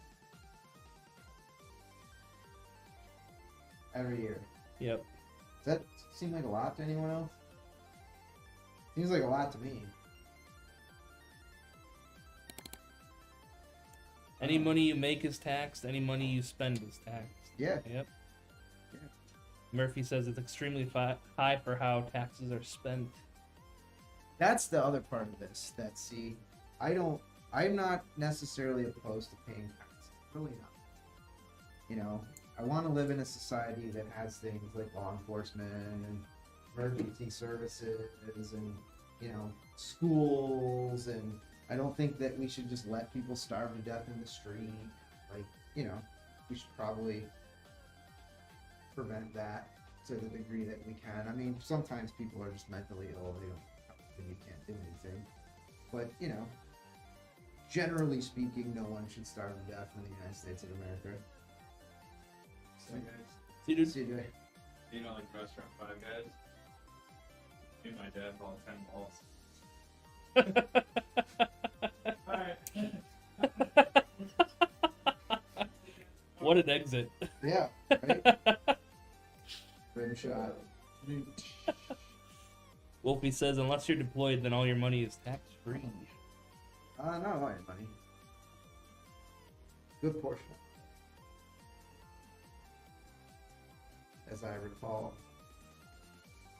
seen many a military person come back from a long deployment with a bunch of money in their bank account and go buy a Dodge Charger or a Challenger, you know. Awesome. You know. Yeah. Buy a Dodge Charger and start dating. Standard issue Hellcat. Yeah, there you go. Buy a Hellcat and start dating a dancer. Start dating an exotic dancer. Buy a Hellcat and start dating an exotic dancer. Standard issue. Standard operating procedure. SOP for the military. Start dating an exotic dancer and buying a Hellcat. Can't take it with you, Brad. May as well live a little. Yep. Live a little, baby. Live a little. I want a Hellcat. I want a Hellcat. Yeah. Live a little. Like Hellcats. Not gonna lie. I like Hellcats. Dude, they're kind of cool. Alright, what do you think? Should I do that? Or should I go inside the tubes? What do you think? I think I might go inside the tube. Yeah. What do you think? You like that better? I think I like that. Yeah, I like that better. Alright. After conversing with Brad, this is what we're doing. Brad has spoken. I've spoken. Brad has spoken. So it be. So it shall be. Shall be so. I know it will be, and it will be so. Line from Gladiator. I haven't seen Gladiator in a long time. No? I don't actually ever think I've seen it all the way through. Really? Yeah. Like a top 5 movie of all time. Yeah, I don't It's think like I've a top seen it. 1 movie of all time. When did that come out? I think I was like 10 when that came out. Gladiator? Yeah. Oh man. Gladiator, I'm gonna say 98, 99, 2000, It's 2000, yeah. 2000. Yeah, so I was going to be turning 10. Alright. I remember my uncle, he had a surround sound and a big screen TV in his basement, Yeah. and they put on Gladiator. Oh yeah. and I wasn't allowed to go down in the basement for 2 hours while they were watching. Oh really? Yeah. It's like violent and stuff. Yeah. I let Alexander watch it. It's, you gotta like let your kids, especially your boys, you gotta let them watch like Rocky and 300 and Gladiator and shit like that. You know, let them watch Gladiator and send them to jiu-jitsu class. Yeah. You know what I mean? Yeah. Like, don't make them. You know what I mean? I don't want them running around like a maniac, but I don't want my kids to be a little pussy either, you know? Yeah. Like, ugh. God, imagine the shame. You know what I mean? Imagine if your kid was just like a complete wuss bag that like didn't know how to look after themselves like at all. Yeah. Oh God. Ugh. The shame. I couldn't deal with it. Like as a dad, it's like my job is to make sure that like my I mean my girls like should be able to go through their lives knowing that they have men in their lives that will look after them. But my sons, if you're gonna be a son in my family, like bro, you gotta learn to fight. Like, you know what I mean?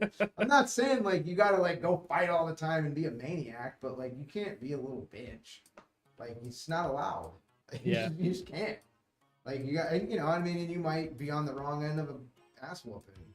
I have. I've had my ass beat a few times. Some people would say not enough.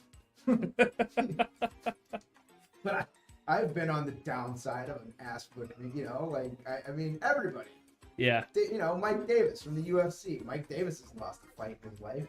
And this is a professional fighter, but I mean, he's probably won more than me, but you know what I mean? He's more ready than I am, but nobody can win every fight all the time. Like, you gotta compete. The thing is, you can't let the other side off easy. You gotta I mean, everybody that ever beat my ass, and there's been a couple, but damn it, they knew they were in a fight. You know what I mean? Yeah. They didn't walk away unscathed. I'll tell you that. I mean, they walked away better off than me in some cases, but they didn't walk away unscathed. That's for sure. Mike Davis says, "Can't win them all, but Right. never let somebody win easy. That's right. They gotta earn." That's right. If if you're competing and somebody beats you, respect. You tip your hat and by the time you shake their hand and you say, "Well done, today was your day." The whole time you're thinking, next time we do this is not going to be your fucking day. Next time I'm going to get your ass. And then you go back to the drawing board, right? Like that's the deal. And then sometimes, I mean, if you're just a regular dude off the street like me, you know what I mean? And you're in your early 20s and you're engaging in fisticuffs, was never a pro, mind you. And I ended up on the downside of the Schwartz once or twice. But nobody walked away clean. Nobody walked away clean, right? Or you live to fight another day. And I don't fuck with these, like, I saw over the weekend a kid that, he got shot outside of a 7-Eleven because he was talking to some dude's girlfriend about pet foos or something. See, that's fucked up to me. You know what I mean? Yeah. Like, you want to fight somebody, you got beef with somebody, bro, fight. Like, by all means, fight. You know what I mean? Like, but then it's done. Like, you fight, you do the thing, and then that's it. Like, no one needs to like go to their car and murder somebody. Like, you're past the point of what's acceptable in a society at that point. Yeah. Yeah, I mean, I think a reasonable society, like, I think that fighting is a viable means of conflict resolution. I grew up in the 80s. The kids I fought with, dude, we were always friends after. Like, you'd be headed for it. Like, everybody knew, at some point, these two are going to go. Yeah, yeah. And then, you talk shit about the other kid and then whatever. And then you'd go. You know what I mean? Like, when one of you would get to the point where, like, I'm done, it's time to go, then you would go and you would have it out. And then, you were boys after that. Every time. Every time, I never fought a kid growing up that I didn't become friends with afterwards. Like, it was just, that's just the way it was. Yeah. And I went to Catholic school, that's just what you fight. Like, you know what I mean? I mean, you get in trouble afterwards. But it would be like one of those, oh, boys will be boys, you know what I mean? Yeah, yeah. You know, whatever. They didn't exactly step in and stop it, you know? I mean, they wouldn't let you, like, you know, really hurt somebody. But, you know, if you were scrapping in the schoolyard or whatever, you know, I mean, the nuns didn't really care. You know, they get you in trouble afterwards. Like, no, boys, you know. Matt Eggert had a bloody nose or whatever, you know. Beat that kid's ass. I did, but we were friends after that, you know. We had those like pebbles on the playground, you know, the rocks. Yeah, from yeah. back in the day, the like gravel playground or whatever. Mhm. I had him by the hair and I was smashing his face down. Jesus. But he was fine. I think I'd rather get my face smashed in with stones than the wood chip. You know? Yeah, maybe. I don't know. You know, Yeah. you know, he was face down and I had him by the hair and smashed his face. It was fine. You know, I was like 8, man. You're not like, you know what I mean? Like, how Yeah. bad can you hurt someone when you're 8? Right. Like, I mean, if you're just, you know, yeah, you can take a club and hit them or whatever. That's not okay. But like, if you're just a couple of 8-year-olds, like, Mhm. like, you know, what are you really gonna do? I mean, you know what I mean? Again, I'm Yeah. not saying like, you know, smash the kid's head into the bar or something like that. But you're just fight, just wrestling around, trying to beat each other up. Like, you're gonna be fine. Yeah. You know, you're gonna be okay. Bad. You know what I mean? Danny Kane says I went 7-1 in collegiate boxing. Got See? my ass beat so bad in my last fight. I was like, maybe this shit ain't. Maybe this shit ain't for it. me. I mean, you know. Yeah. I think that's the key, man. Like, do you come back after you take that first L? I think a lot of people probably don't. I mean, I gotta say, like, maybe that's you find out, like, hey, this really isn't it. You know what I mean? Yeah. But is Mike still in the chat? Ask Mike. Like, you know, have you seen Mike fighters that they take a bad L and they just never come back from that or whatever? You know what I mean? Like, you gotta. Man, I don't know. I guess you see it, like guys that get a, you know, run of fights or whatever, and they can't get a good opponent at these local smaller shows or whatever, and then they get to the UFC or Bellator or one of these big promotions where, you know, dude, there ain't no soft people in Bellator or UFC, like, you know. And Mike Davis is fighting 155. 155 is arguably, at least arguably, in my opinion, it is. But at a minimum, it's arguable that 155 is the absolute deepest weight class in MMA. Like, especially with how much weight these guys cut. So Mike Davis is 155, fights at 155. I believe Mike's over 6 feet tall, fighting at 155. If he's in the chat, you can ask him. But I mean, He said it happens a lot. A lot. a lot where guys Yeah. catch an ass whooping and that's it. See, yeah, you can't quit, man. Like, if you're gonna really make it to like the top of the top, that's what you really want. You know, nobody. I mean, other than Khabib, no one retires undefeated. You know, Conor McGregor is a great fighter, got his ass beat. You know what I mean? Yeah. Yeah, I mean, dude, you're not the champ forever. I mean, legendary fighters. You know what I mean? Guys that are UFC Hall of Famers. Jens has been on the wrong end of beatdowns. You know what I mean? I don't think anybody ever got away clean with Jens either. But, you know, you can't win every fight, man. Mike said he's getting smaller. He's getting smaller. Yeah. Oh, no, I'm shrinking. I'm 6 foot, but now I'm like 5'11". 6 foot and 5. The thing about that, a guy who's 6 foot, but, you know, and like built, fighting at 155, that's a serious weight cut, dude. Because you're talking about a guy at 6 foot If you're fighting 155, what are you walking around at? 190, 185, 190, probably. Gotta be, yeah. I mean, and you think about it. I mean, I'm 190 pounds, but I'm not fit. I'm fat. But you think about a fit, strong guy, you know, whose job it is to be fit and strong and fight. And and that guy's walking around at 190. That's a big dude. He said he's 175 to 180. 175 to 180. Some of them get to 185, 200. Okay, I can't get that big. That's what I'm saying. So like, you see big guys that are 185, 190 pounds cutting to 155 with these weight cuts. These weight cuts are insane now. So they didn't do that back in the day. Like, people cut weight, not like they do now. Yeah. No, I would like to see guys have like a weight that they compete at. They have to make that weight, you know, like twice a year or something, or like, you know what I mean, or Yeah. something. Yeah, because like, you gotta have weight classes. You know what I mean?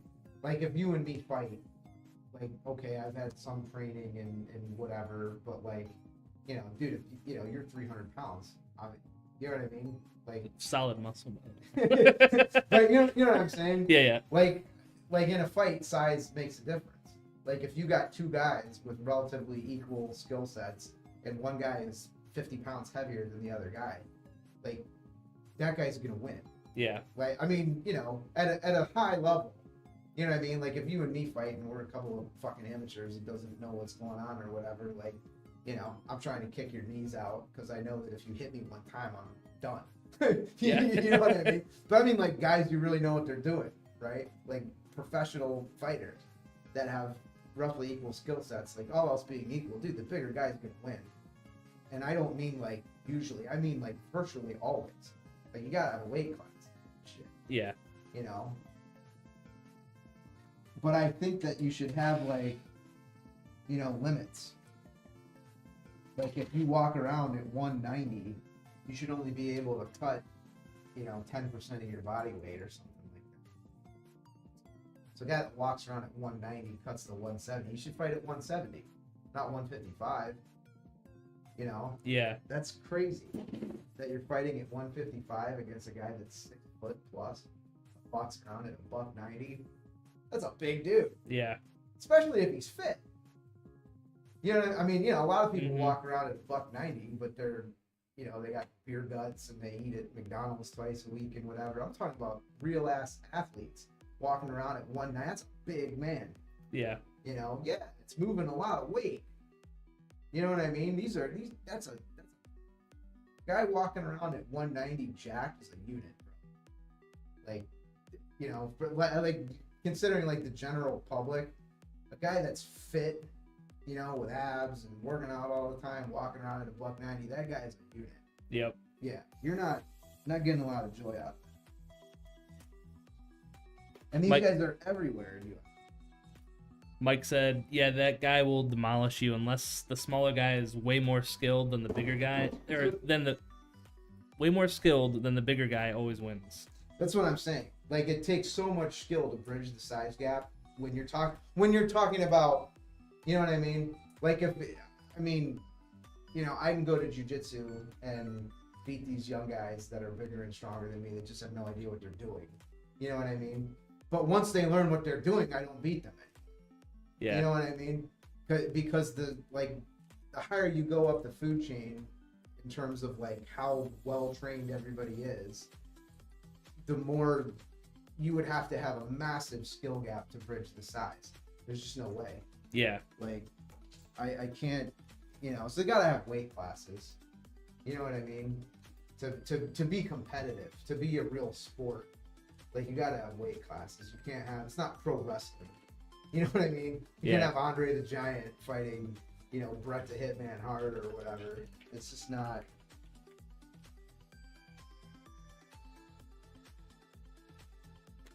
And I did love my pro wrestling back in the day. But you can't, you know, you can't have dudes bridging that much of a size difference. It's not real. They got these guys, man. The discipline and the commitment that it takes to like just make weight for a fight now. It's crazy. Like if Jens were fighting now, he couldn't have fought at 155. He would have had to move down. Oh, really? Oh yeah. Yeah. 'Cause I mean, dude, Jens is my size. You know what I mean? I mean, he's Yeah. obviously like stronger and Well, what fitter than me. and what stuff. weight did he fight at? 155. Oh, he did. Okay. Yeah. But that's what I'm saying. Like that's the difference. Like the difference between back in the day. You know what I mean? Because like Mhm. Jeff Curran fought at 135, or or 150 sometimes or whatever he would fight at. You know, Jeff is 4 inches shorter than me, and I mean he's a thicker, more muscular guy than me. But dude, I mean Jens is my height. And he's, again, obviously he's stronger and fitter than me. Yeah. But he's the same size as me, Mm-hmm. I mean, imagine, and Jens, I think, walks around at 165 or whatever it is. Like, imagine he's cutting 10 pounds and there's a guy that's cutting 30. Like, Yeah. It's too big of a size difference. Because Jens is 5'8". You know what I mean? Because I think he's a little shorter than me. He's got broader shoulders than me, and he's obviously stronger. But I think he's an inch or so shorter than me. So I'm 5'8" and a half ish. So I'm not quite 5'9". And I mean, it says it on my driver's license, but I'm not quite there. I'm just barefoot against the wall and measure. I'm just over 5'8", like 5'8" and a half. Mm-hmm. And you're talking about a guy who's a legit 6 foot fighting at 155, bro. That's a unit. Yeah. Well, those are the guys Mike's fighting. Yeah. Better you than me, sir. Because let me tell you.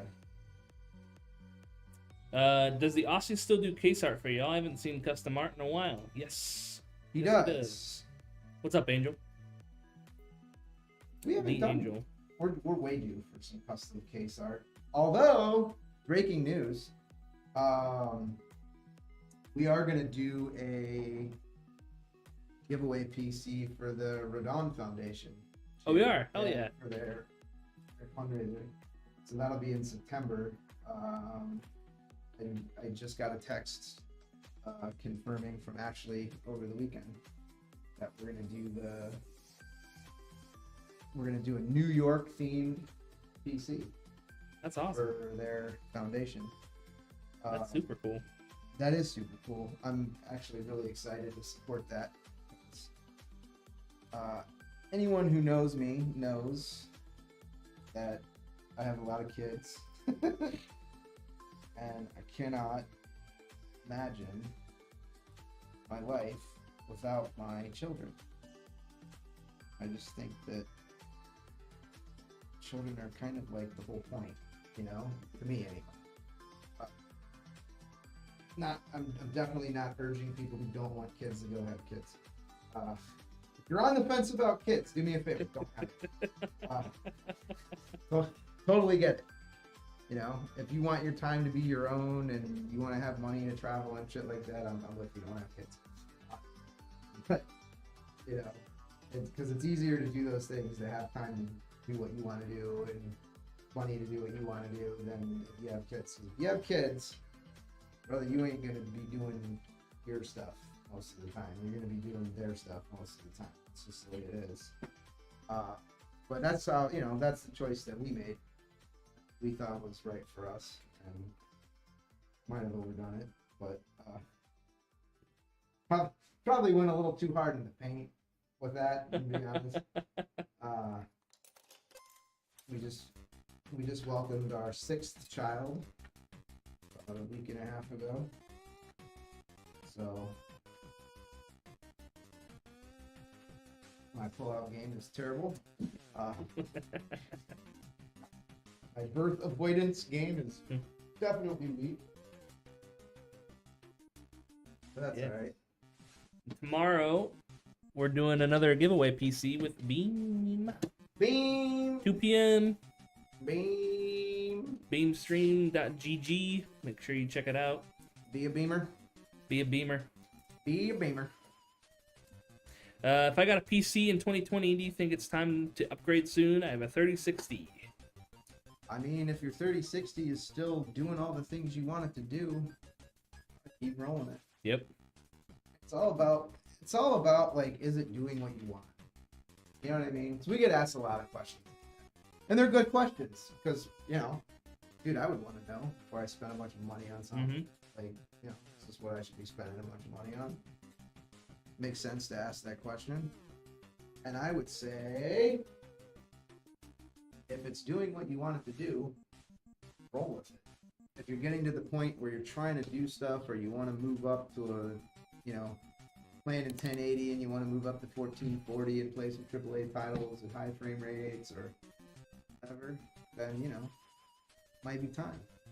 But if you're playing in 1080 and you're playing esports and you're, you know, getting the frame rate that you want and everything, then roll what you got. Yep. It's all about, is it doing what you want it to do? And if it gets to the point where it can't do what you want it to do anymore, because obviously the bar gets higher over time, right? Like, to maintain the same experience requires more hardware as the game engines get heavier and whatever. Oh, we're gonna do will it post. Sorry. Oh, yeah. Will it post? All Will right. it post? This is for Twitch chat only, so if you're on another platform would like to participate, head over to twitch.tv/AlexanderPCs. And this is Will It Post and have everything work. That means lights are on, fans are spinning, and we get the post light. Go ahead and place your bets now. Would you bet against me today, Brad? It actually looks really clean. I don't know that I'd bet against me today, but I might. There's always a chance TJ forgot something. Danny Kane says, I'm a believer. Wolfie says, don't let me down. Don't let me down. What are we at here? 12, almost 13K on yes, 990 on no. 990 on no. Kiss your 990 goodbye.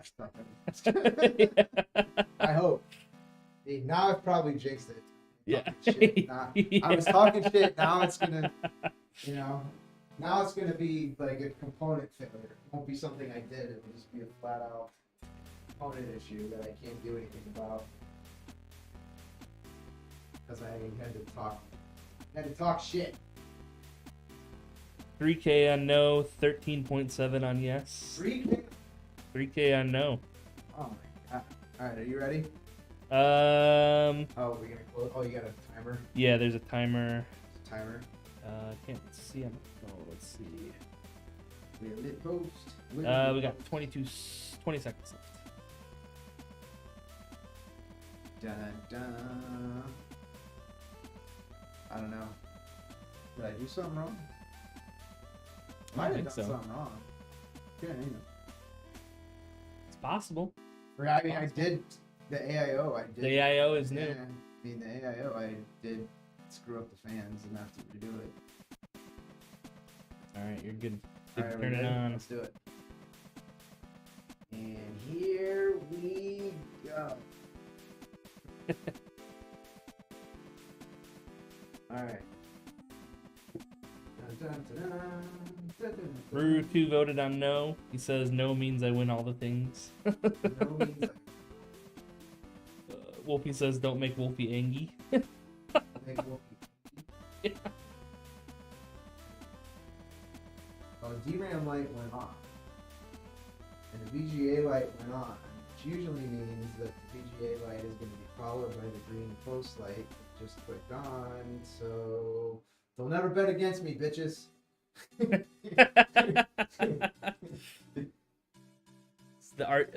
Is the RAM RGB or no?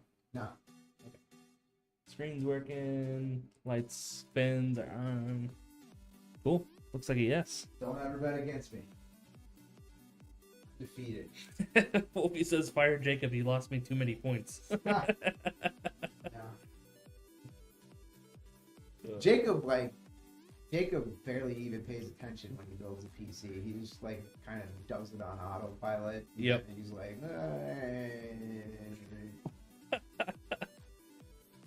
I gotta pay more attention than Jacob.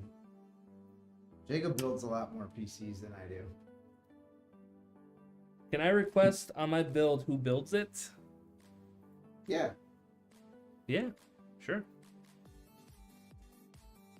I mean, we might ignore it, but I'm kidding. I'm kidding. If you want a particular person to build your machine, just ask. Unless it's me, then I'll probably make Jacob do it anyway. Just kidding. Yes, you can request a specific builder, but only if it's me. Oh, really? Can Trump build mine? Yeah, right? Yeah. Probably not.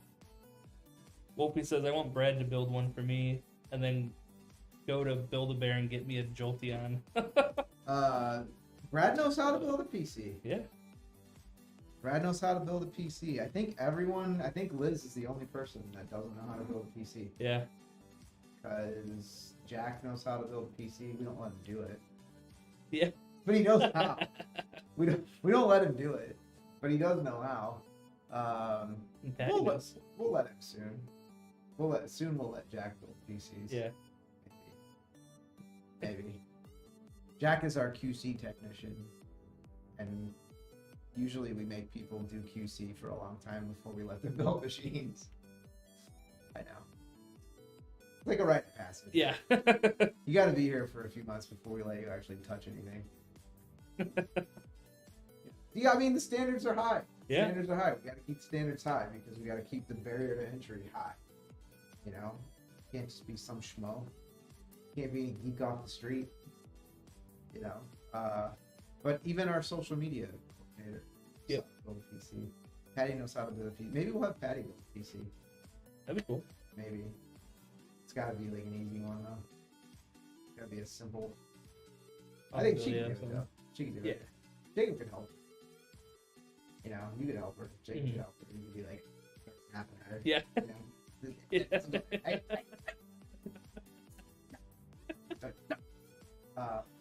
Whatever. I learned mean, cable management from Jacob just by watching him do it 3 times a week. How's for the that last cable 3 management?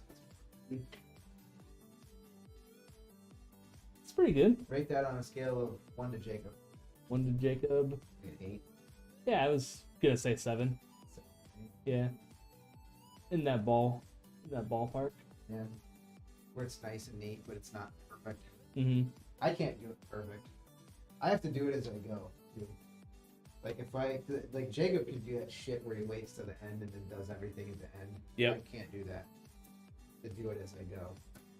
He can just have this whole like rat's nest of shit hanging out the back of the machine at the end and like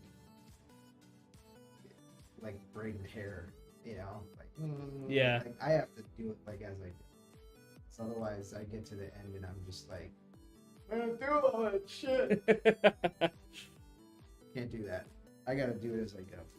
But I'm not as good at. I'm actually not as good at cable management as Jacob. Lynx asks, are you the one I had a discussion with Saturday on Facebook, TJ? I don't know. What did we discuss?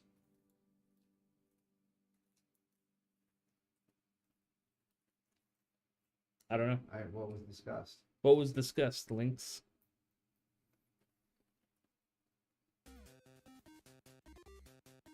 Oh, was it the memo? Was it the memo? Build request and tariffs. Probably. Probably me.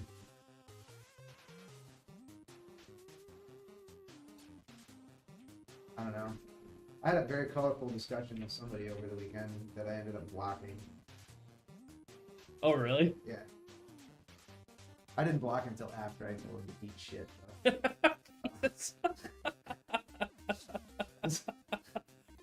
Dude, this is the wrong company to act like an asshole on our socials. Because I'll just jump right into DMs and be like, get fucked. like, there's no one you can complain to about me because I own it. Like, I own the shop. You can't complain to anyone about it. No one can do anything. Like, you'd be like, that's unprofessional. Yeah, well, you were a dickhead. He said it was a comment on a story picture that started it. It's probably me then. I don't know. You're not the guy I said to eat shit, are you? No, he said, nope, that wasn't me. Because I literally did like get in somebody said something and then like I said something back and then they said something and I was like, bro, eat shit. Like, I just get fucked. I'm not even, you know what I mean? Like, you're unprofessional. Hey, well, you're an asshole. Like, okay. You know, I really don't care if you don't buy anything for me. I don't want to work for you. You know, if you're a dick, I really don't care to, work for you. You know what I mean? Yeah. Like, I'm happy to work for any, like, that's what we're doing. Like, when people are buying stuff from us, we're working for them. You know what I mean? Like, we are working for them, and they are paying us to work for them.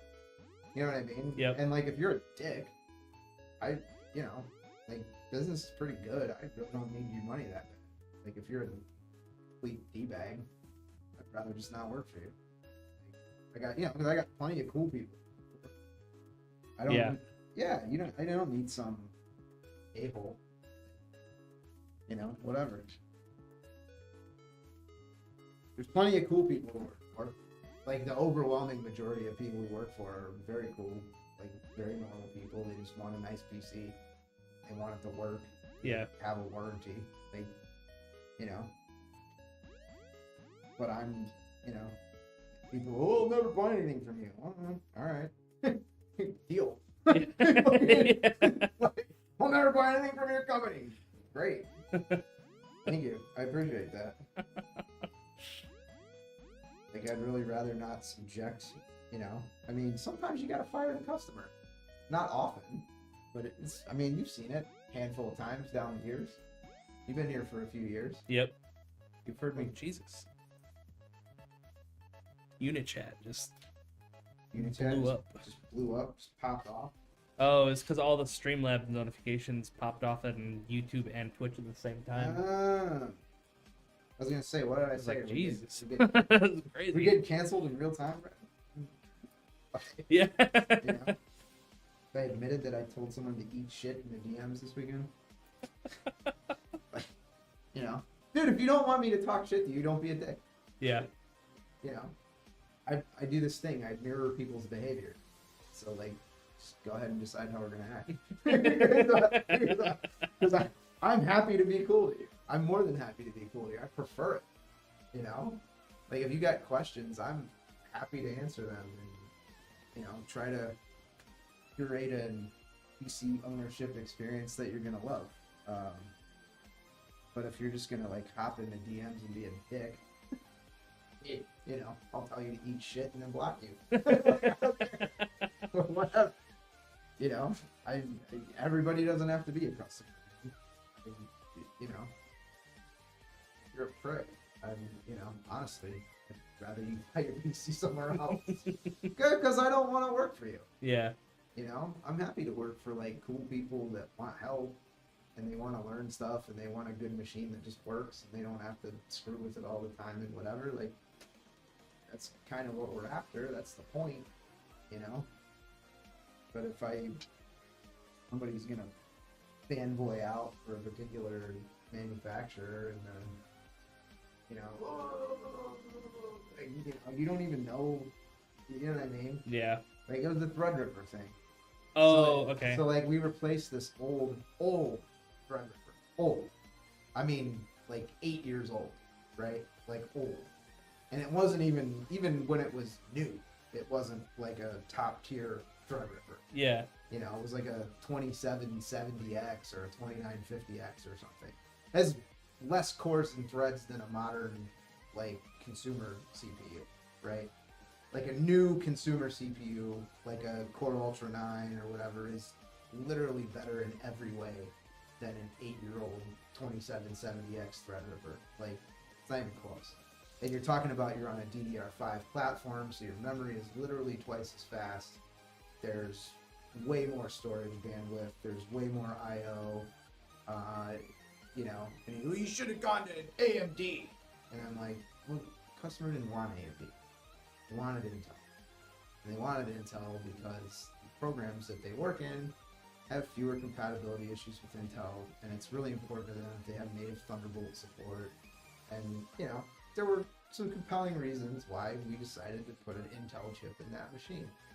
And, you know, I got this guy on the thread like, you know, bro stole a Threadripper from them, and it's like, you know, you're a dick. I saw that guy. Like, first off, we didn't, well, he's blocked now, and I told him to eat shit. Yeah. You know what I mean? And it, like, you know, first off, we don't even have the, like, it's their component. We gave it back to them. So, and we told them, like, hey, you should sell this on eBay or Facebook Marketplace or whatever. Like, it's worth a few $100s. Like, literally told them that, you know?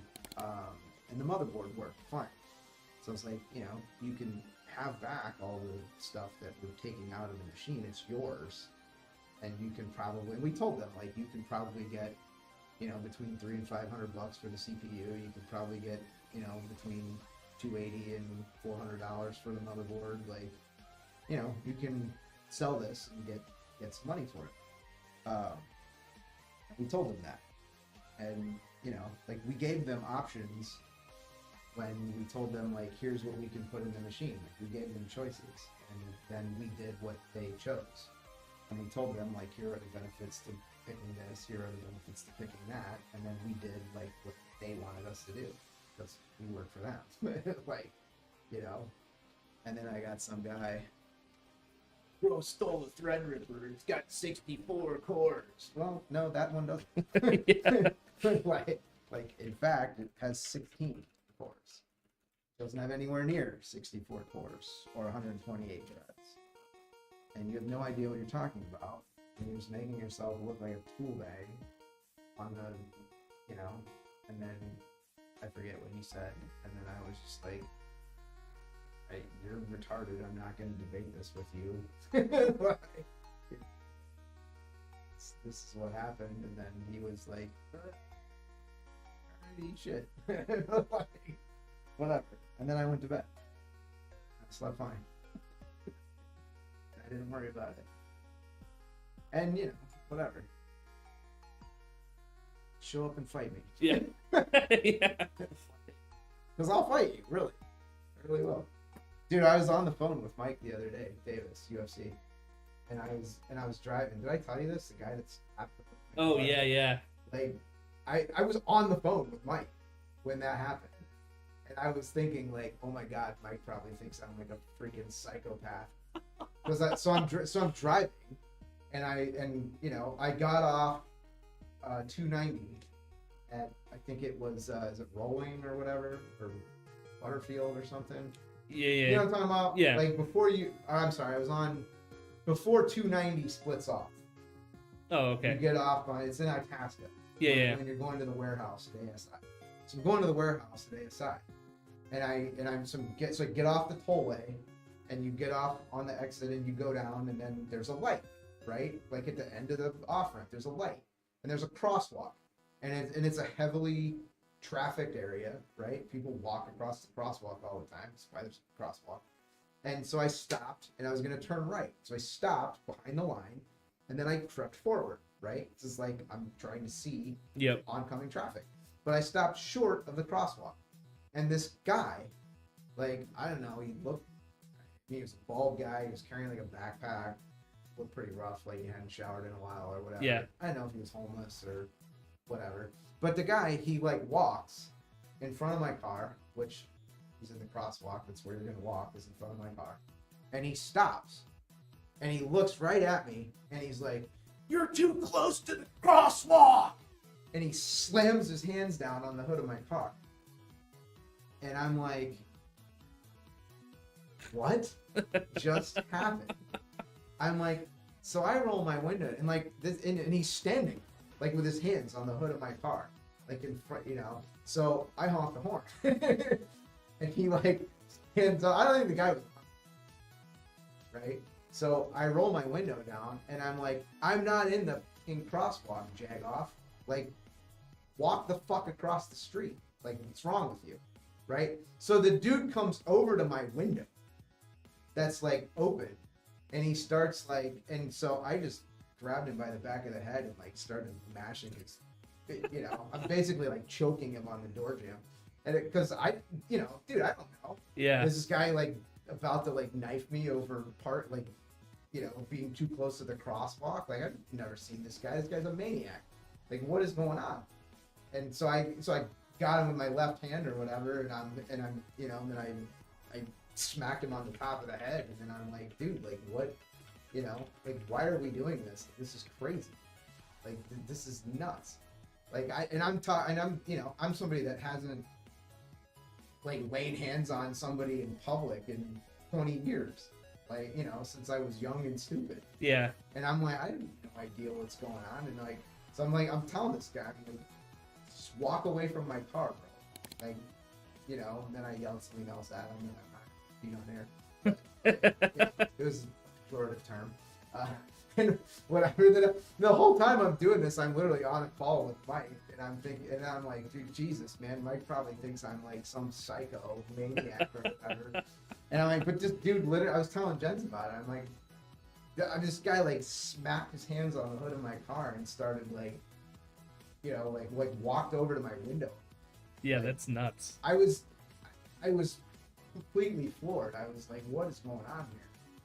And I'm just, you know, I mean, the guy was on something or whatever, but I'm sitting here thinking like, this guy gonna like take a gun out of his backpack or something? Like, am I gonna have to stab this guy? Like, what are we doing? It was the weirdest thing that's happened to me in a long time, maybe ever. I'm sure something weirder has happened. I'm just not thinking of it, but that's weird, man. Yeah. Like, that's like a 10 out of 10 weird event. Yeah. You know, and I didn't even do it. Like, I understand, like, if you're gonna like park on top of the crosswalk so people can't walk across, like, all right, yell at somebody. You know what I mean? Like, get out of the crosswalk. But even if they're in the crosswalk, what are you gonna like? You know, you're gonna stick your head in their window? Yeah. Like, what are you doing? You're gonna get shot. Like, it just was it's a wild experience to me, man. I was telling my wife about it. I'm just like, people are losing contact with reality, you know? Yeah. And I mean, I'm not looking to like hurt this guy or whatever. Cause I think he was just on something or whatever. But I'm like, I'm literally like, this guy's got a backpack on. He looks like he might be homeless. Like, I'm trying to like generalize, but this guy's obviously not all there. You know, is he gonna like, you know, is he gonna pull a knife out? Is he gonna like, what's happening here? Right. So I felt very good when he like walked away. You know, and the light turned green, and then I turned right and went. That was it. Yeah, and I just went to the warehouse, picked up our parts like I was supposed to. But I was just like, man, that was like a weird, you know. I did not enjoy that. Like, that was, you know. I mean, I'm not looking to with anybody, man. But also, like, if you stick your head in my car window, I'm gonna fuck you up. Like, I'm like, you know what I mean? Yeah. Like, yeah, you come walking right up to your window and stick your head in my car while I'm driving. Like, dude, you're asking for a problem. Like, I'm not, you know, I don't want to start trouble, but man, I'm unwilling to be a victim. You know what I mean? Yeah. Like, and I'm sitting here thinking, like, am I gonna have to, like, what? You know, I'm just holding the guy by the back of the head. He's like, you know, choking on my door jamb. Like, I'm sitting here thinking, like, this is nuts. Like, I'm in a physical altercation with a homeless person. what is going on? Yeah. I did nothing to invite this, man. Like, you know, apparently I parked too close to the crosswalk. Like, you know, and I wasn't even in the crosswalk. There were feet behind. I was past the line. He walked out of the crosswalk to slam. Yes, he literally walked out of the crosswalk, and he didn't even say you're in the crosswalk. He said you're too close to the crosswalk. And I wanted to be like, bro, the crosswalk is the don't fucking park here zone. Yeah. So if you're not in the crosswalk, there's no such thing as too close to the crosswalk. You're either in the fucking crosswalk or you're not in the crosswalk. Like, you know, Yeah. You're supposed to stop behind the line, which I did. And then once you've stopped behind the line, you can creep forward to see into the intersection so that you don't pull out into oncoming traffic. Yeah. Right? Like, because you can make a right on red, but you don't want to make a right on red into another car. Like, you know what I mean? And I saw that there were people crossing in the crosswalk, so I stopped to let them cross. Like, I wasn't even in the, you know what I mean? Yeah. Like, and I've done, like, plenty of bogus shit when I've been driving, totally. You know, I've gone through those stale yellow lights and what, you know what I mean? Yeah, like, yeah. Not in a dangerous way necessarily, but, like, you know, it's not like I've never cut someone off or, like, you know, made a bogus lane change where I, you know, let signal, boop, you know what I mean? Like, I've not always been the most pleasant and courteous driver in the world. I admit that. But, you know, I didn't even do anything, man. Like, you know, I'm trying to, like, I'm about to catch a case over, like, over, like, pulling, you know, 3 feet too far into the intersection. Like, what are we doing? It was bizarre. I'm still, like, I still can't believe it even happened. Because it was just so weird. Yeah. You know? And I'm like, I just, you know, there's stuff like how, like that dude that I was saying earlier, you know, like, starts talking to some dude's girlfriend about tattoos or whatever, and then the guy gets mad because he thinks he's, like, macking on his girlfriend, so he just shoots him in the head. It's so fucked. Like, I mean, it's so weird, man. Yeah. And it's just, like, I don't know if that stuff actually happens more now, or if you just hear more about it now because of social media and stuff. So I gotta believe, like, the long-term crime trend is down. You know what I mean? If you go back to, like, the Middle Ages or whatever, there's people getting murdered left and right. Yeah. You know? But yeah, I mean, everybody, I don't know anybody that got. Do you? I know people who have, like, tragically passed away. Yeah. Like in a car accident or, you know, I know one guy. He was in the army, but you know, seems like low odds. Still, yeah. Seems like low odds, but you know, like, just. But I don't know anybody that's been murdered. You know what I mean? And if you think, like, you know, back in the Middle Ages when the lords in the castle and whatever, like, dude, people just got murdered all the time. Yeah. Like, you know, like, oh, my uncle got murdered. Yeah. Like, you know what I mean? Right? Just that, because that was the way life was. You know, but we're supposed to be living in, like, a polite society, man. And I want to live in a polite society. I want to just, like, go eat good food at restaurants and that kind of shit. All right, we're about to wrap it up. What do we got left? We got 5 more minutes. What does anybody want to talk about? Somebody, Dirtbag6982 says, hey, question, what's the new cooler you guys are using in the Assassin?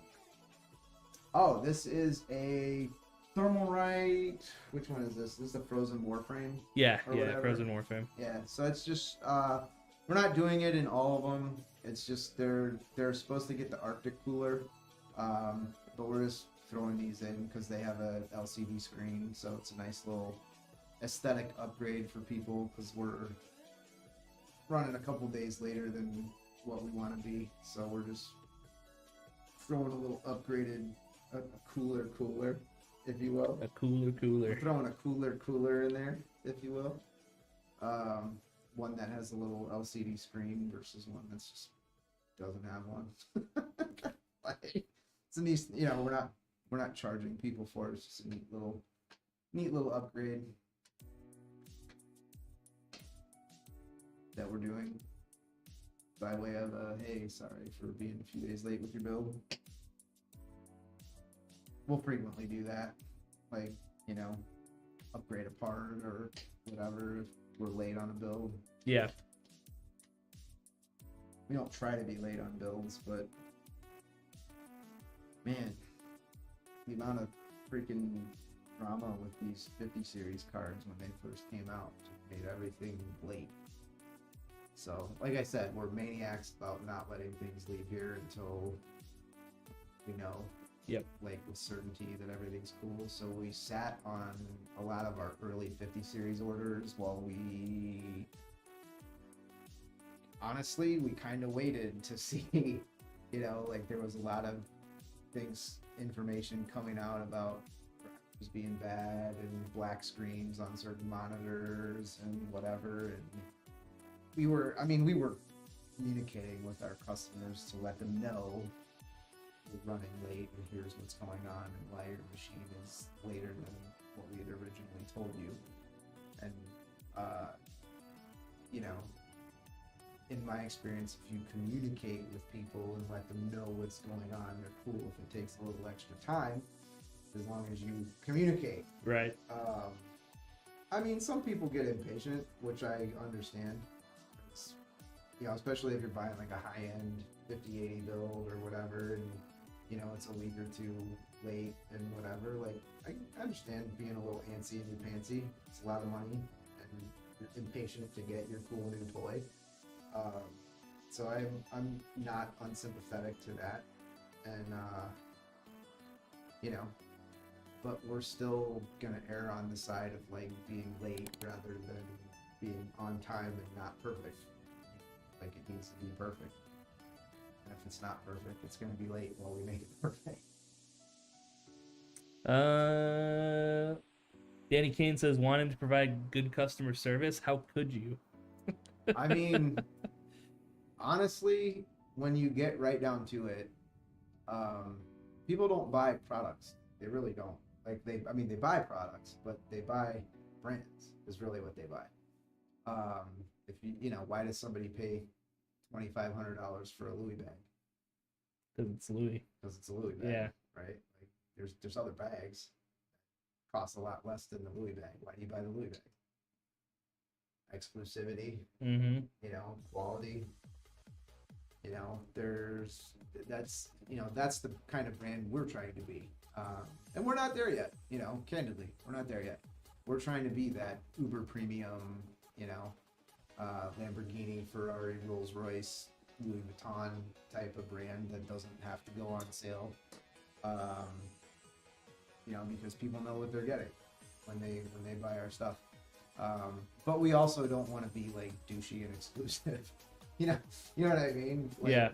Like, you want to be a premium brand, but you don't want to be a premium brand to the point where you're like inaccessible to normal people.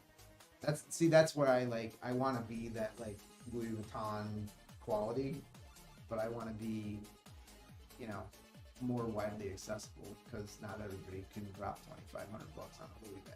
Yeah. Like me, because Yeah. you know, yeah, my wife doesn't have a Louis bag. I mean, I have some nice stuff, but it's because like that's what I invest in because of this stuff. Mm. You know, yeah, I buy watches and Pokemon cards and baseball cards, so I understand that stuff. You know, that's like, you know, that's the investment advice I'll give people.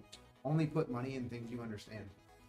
You know what I mean? Like, if you understand farming, and you have money to invest, like, what you should do is buy more acreage. You know what I mean? Yeah. But if you're, you know, a stockbroker and you have money to invest, like, you should get in the market because you probably know and understand that or whatever. You know, I understand baseball cards and Pokemon cards and watches and stuff, so that's what I invest in. Comic books, shit like that. I like that stuff. It's a hobby, and I know the market for that stuff, and I'm comfortable investing money in that stuff. And you know, if I had more money, I'd probably have to like diversify or whatever. But you know, no one will ever regret investing in things that they understand. You know, if you know things and understand how they work, and you want to invest money in that, then probably in pretty good shape there. You got a lot less can go wrong if you actually know what you're investing in. What else we got? Why did you guys switch the Spartan case? The new one looks like an iBuyPower case. Spartan case? Yeah. We switched the Spartan case from the 4000D RGB Airflow to the IQ 3500X because Corsair's not going to make the 4000D Airflow anymore. They're making a Frame 4000, which we're using for the Strategos. But yeah, to answer your question, we did not, and I don't know, what's the iBuyPower case that it looks like? It just looks like a kind of like a copy of like the 011 type stuff Yeah. with the weird shroud underneath. We've seen a couple of those cases. Yeah, before. there's a lot of cases like that. Yeah. My guess is that iBuyPower is not using the Corsair case in their. Probably not. They may offer it in their like configurator, but my guess is iBuyPower is not using an actual Corsair case. They're probably using a cheap facsimile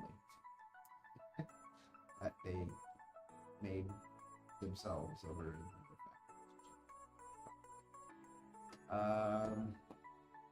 I buy problems. Yep.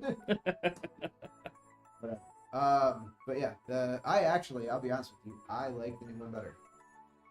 I think it looks cooler. And you do have to have those intake fans because there's a lot of glass. Yeah, yeah. But it's like the 11. Mm-hmm. You know, the 11 looks great. People are like, "How is there airflow in that?" You gotta have intake fans. You have to make the airflow. Yeah. Because the air is not, you know, a torrent comes with airflow. Yeah. There's just mesh everywhere, and giant ass fans, and intake fans on the bottom. Like, you just, you know, that's why they call it the torrent.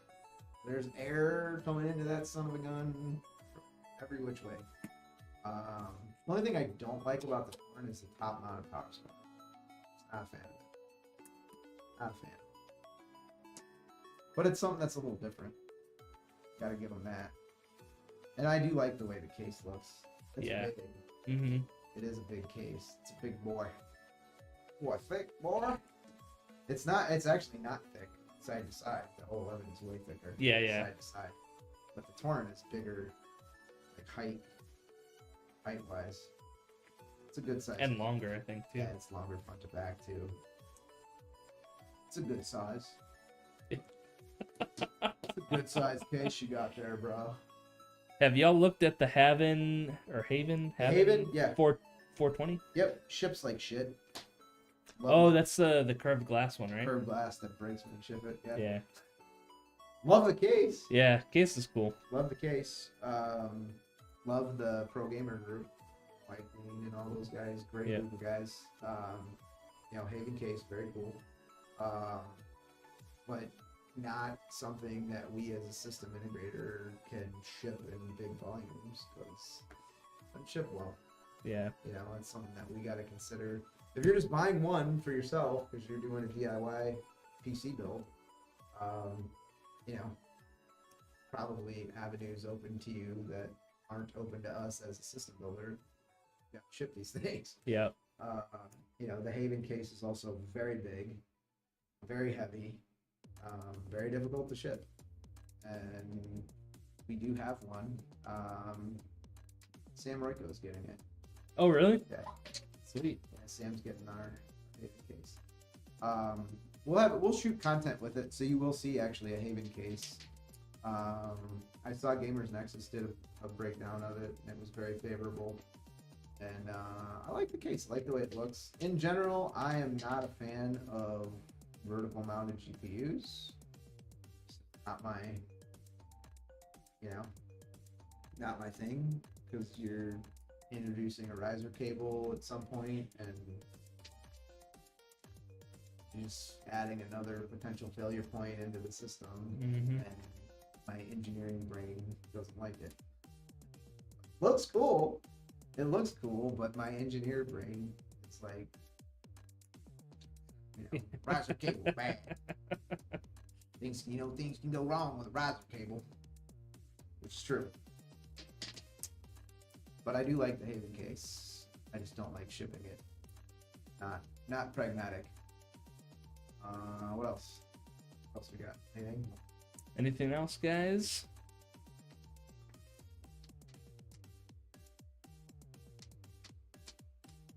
This is the second PC I built today, Brad. Yeah? Oh, yeah. Build another one before I go home. Yay! Might be building like a 5090 Astral build or something. Ready to ship, maybe? Might be doing like a 5090 Astral ready to ship. Like wireless TL LCD fans and stuff. Maybe. Sounds pretty cool, maybe. Might be doing that. Hazelnut says, "Can't wait for my build. Thanks for working hard. You guys are awesome." Space insects insects. Yeah, oh, there we go. Any delay with 9070 XT builds? Nope. And then Dirtbag says, "I want TJ to build my assassin." And then Burning Pulse says, "Where's the Astral 5090?" We have several, actually. True story. We have multiple Astral 5090s. And 5080s. Yep. You see the rest of the Astral 5080s? No. Yeah. Oh, sweet. Yeah, Okay. We got 5 now. So the rest of the Astral 5080s showed up today. Thank you, Jennifer. Shout out Jennifer at Asus. Thank you for the Astral 5090s and 5080s. And then Danny Kane says, "I might have asked before, but what games are you guys are coming out that you guys are looking forward to this year?" None. Hopefully GTA 6. That's the only one that That you'll play on your console. I'm gonna play it on console and then buy it for PC when it comes out. Console nerd. as I played MLB The Show on Alexander's PS5 this weekend. I have a PS5 for God of War, and then Final Fantasy games when they come out, and now GTA. Alexander there is. Alexander has a PS5 Pro. That was his like prize for doing all his, like high honor roll at school. Yeah. And all the milestones that he had to hit to get the prize. And so I played some MLB The Show on his PS5 this weekend while the baby slept on me. There you go. And I was like, "Baby's asleep, I can't move." Yeah. Denise is onto my games though. Oh yeah. Yeah, she's onto my bullshit. Because I'll get the baby to sleep, but I'll leave him on top. I'll leave him like laying on me or whatever, and then I'm like, I'm like nap trapped. I gotta sit here and like watch this hockey game for an hour or whatever while he's on nap. Like, and she's onto my bullshit now. She's like, yeah, I'm gonna put him down and put him in the bassinet. Put him in the bassinet and take the garbage out.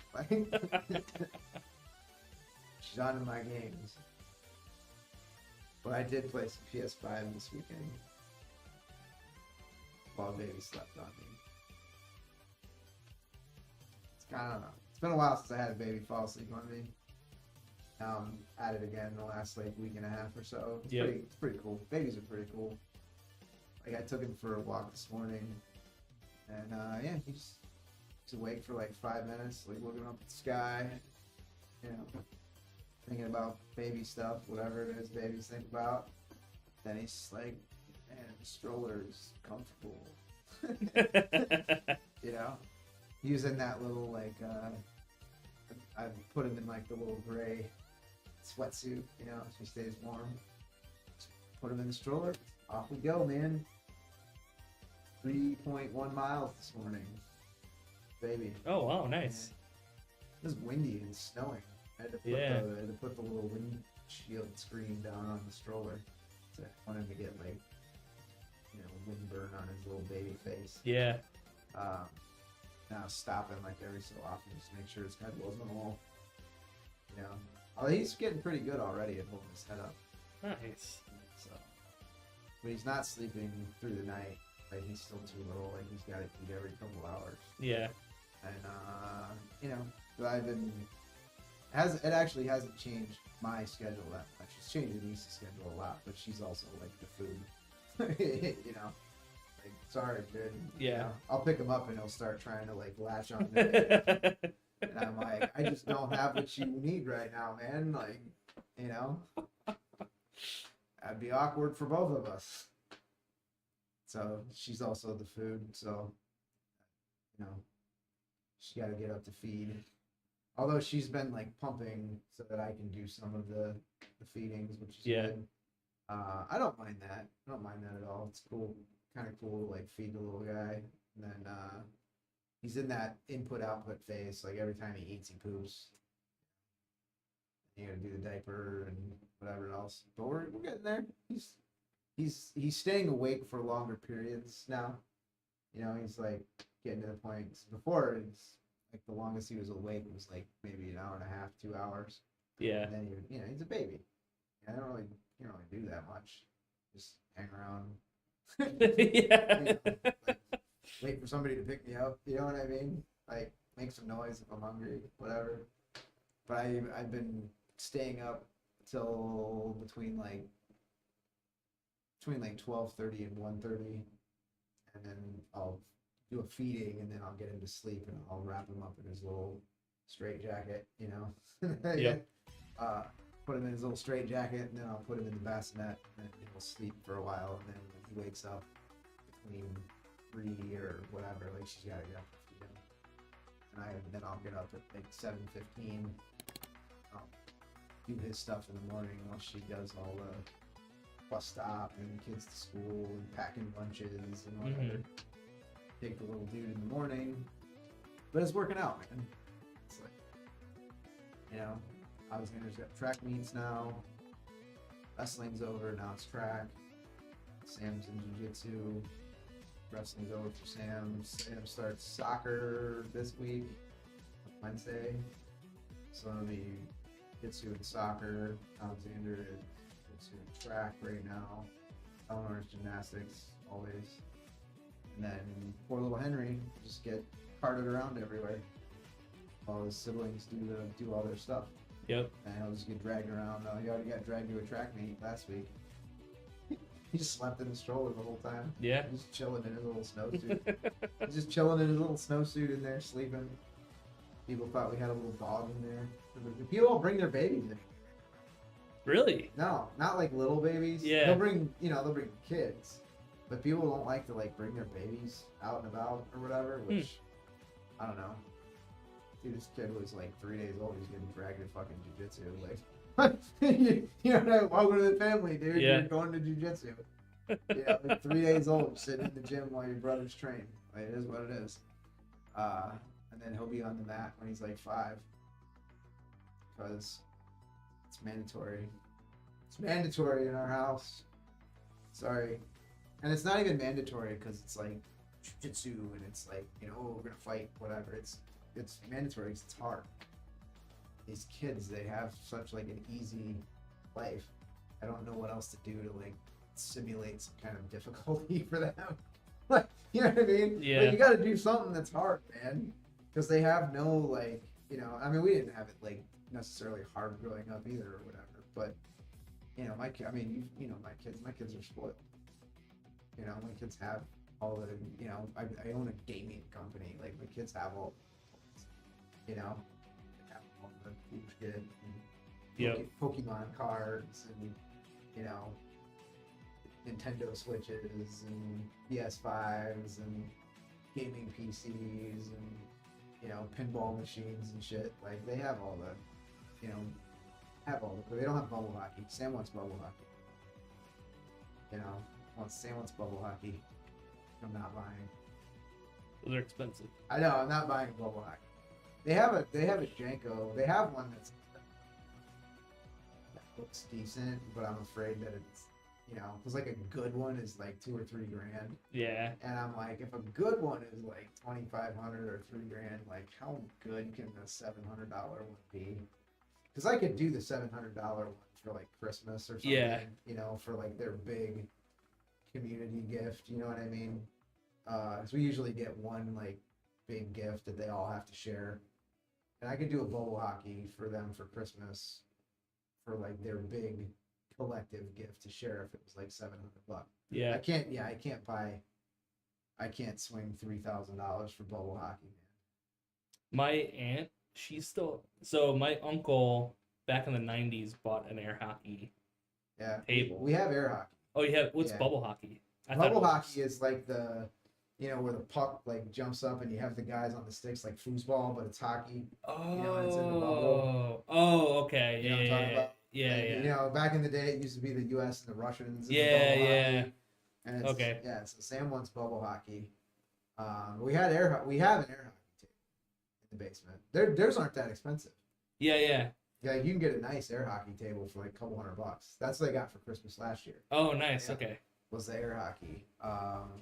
So they got like a trampoline one year, you know, which is a couple $100 for a trampoline. You know, they got a air hockey last year. We got jujitsu mats and stuff in the basement. We have like a legit like home training area. Oh, with, nice. like wall pads. But Jeff put those in for us because I traded him computers for his boys for home gym for my boys. Yeah. So like we bartered, you know. And it's funny because how long have we been sponsoring the jiu-jitsu retreat for Jeff? Like 4 years now. Yeah, I think Something since like that. before I started. Yeah, I think we've sponsored 4 or 5. This year might have, it's either the 4th or the 5th one. I think we just did. I've never signed a contract, Jeff. Like I just, we never signed a contract with Jens. Yeah. Like we said we would do some shit. He said he would do some shit. Like everybody just did what they said they were gonna do, and like everybody's cool. Yep. I've never signed. I've been doing business with Jeff Kern for 20 years. I've never signed anything with him ever. Like ever. Never signed a piece of paper with him. It's been a text message. You know, like, yo, are you doing this shit this year? Like, yeah. You know, we'll do it. Like, you know, what's the cost? Blah blah blah. Yeah. I've never signed a contract with Jeff. I've never signed a contract with Jens.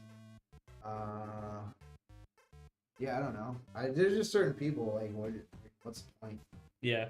Like, they're just, you know, I would probably sign a contract with Mike Davis.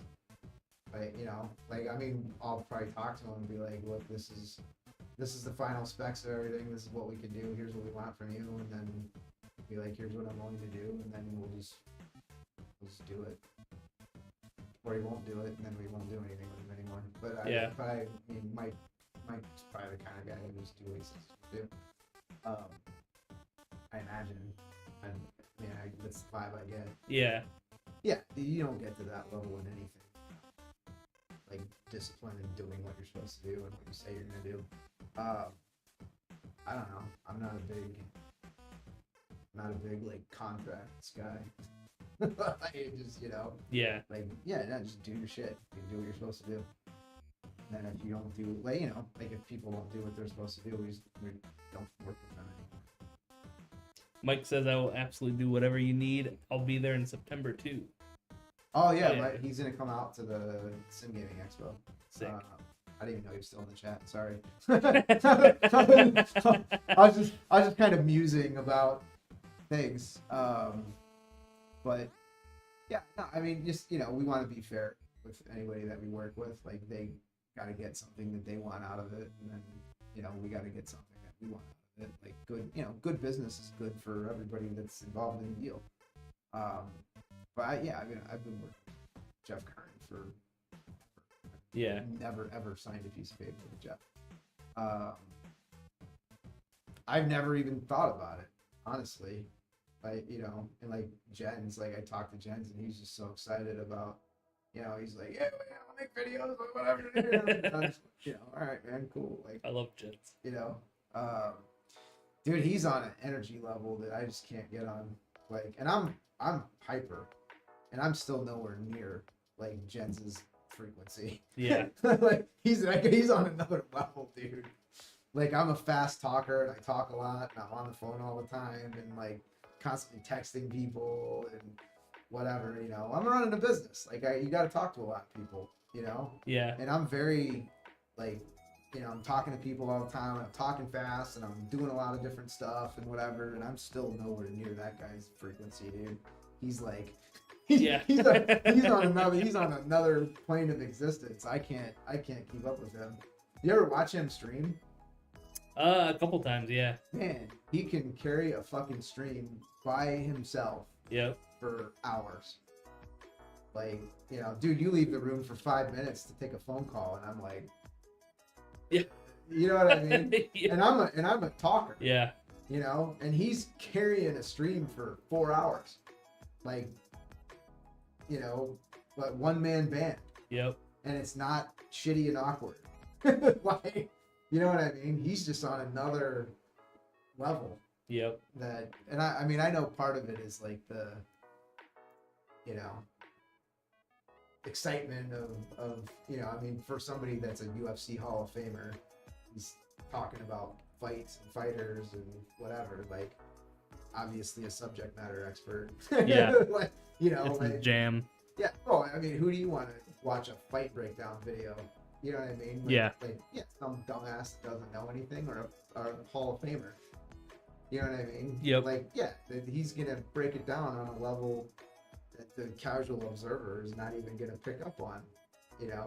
Yeah. But he's so like, dude, he just talks.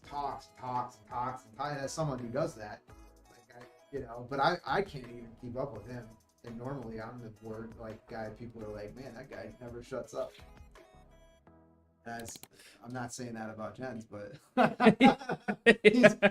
man, I'm telling you, if Jens is excited about something, you can't get a fucking word in. Like he's never kinda about anything. Like he's like, I love that, or no. Yeah. and you never have to wonder like where he's coming down on anything. Like, nah, man, there's no filter. Yep. And if he's thinking it, it's coming out of his mouth.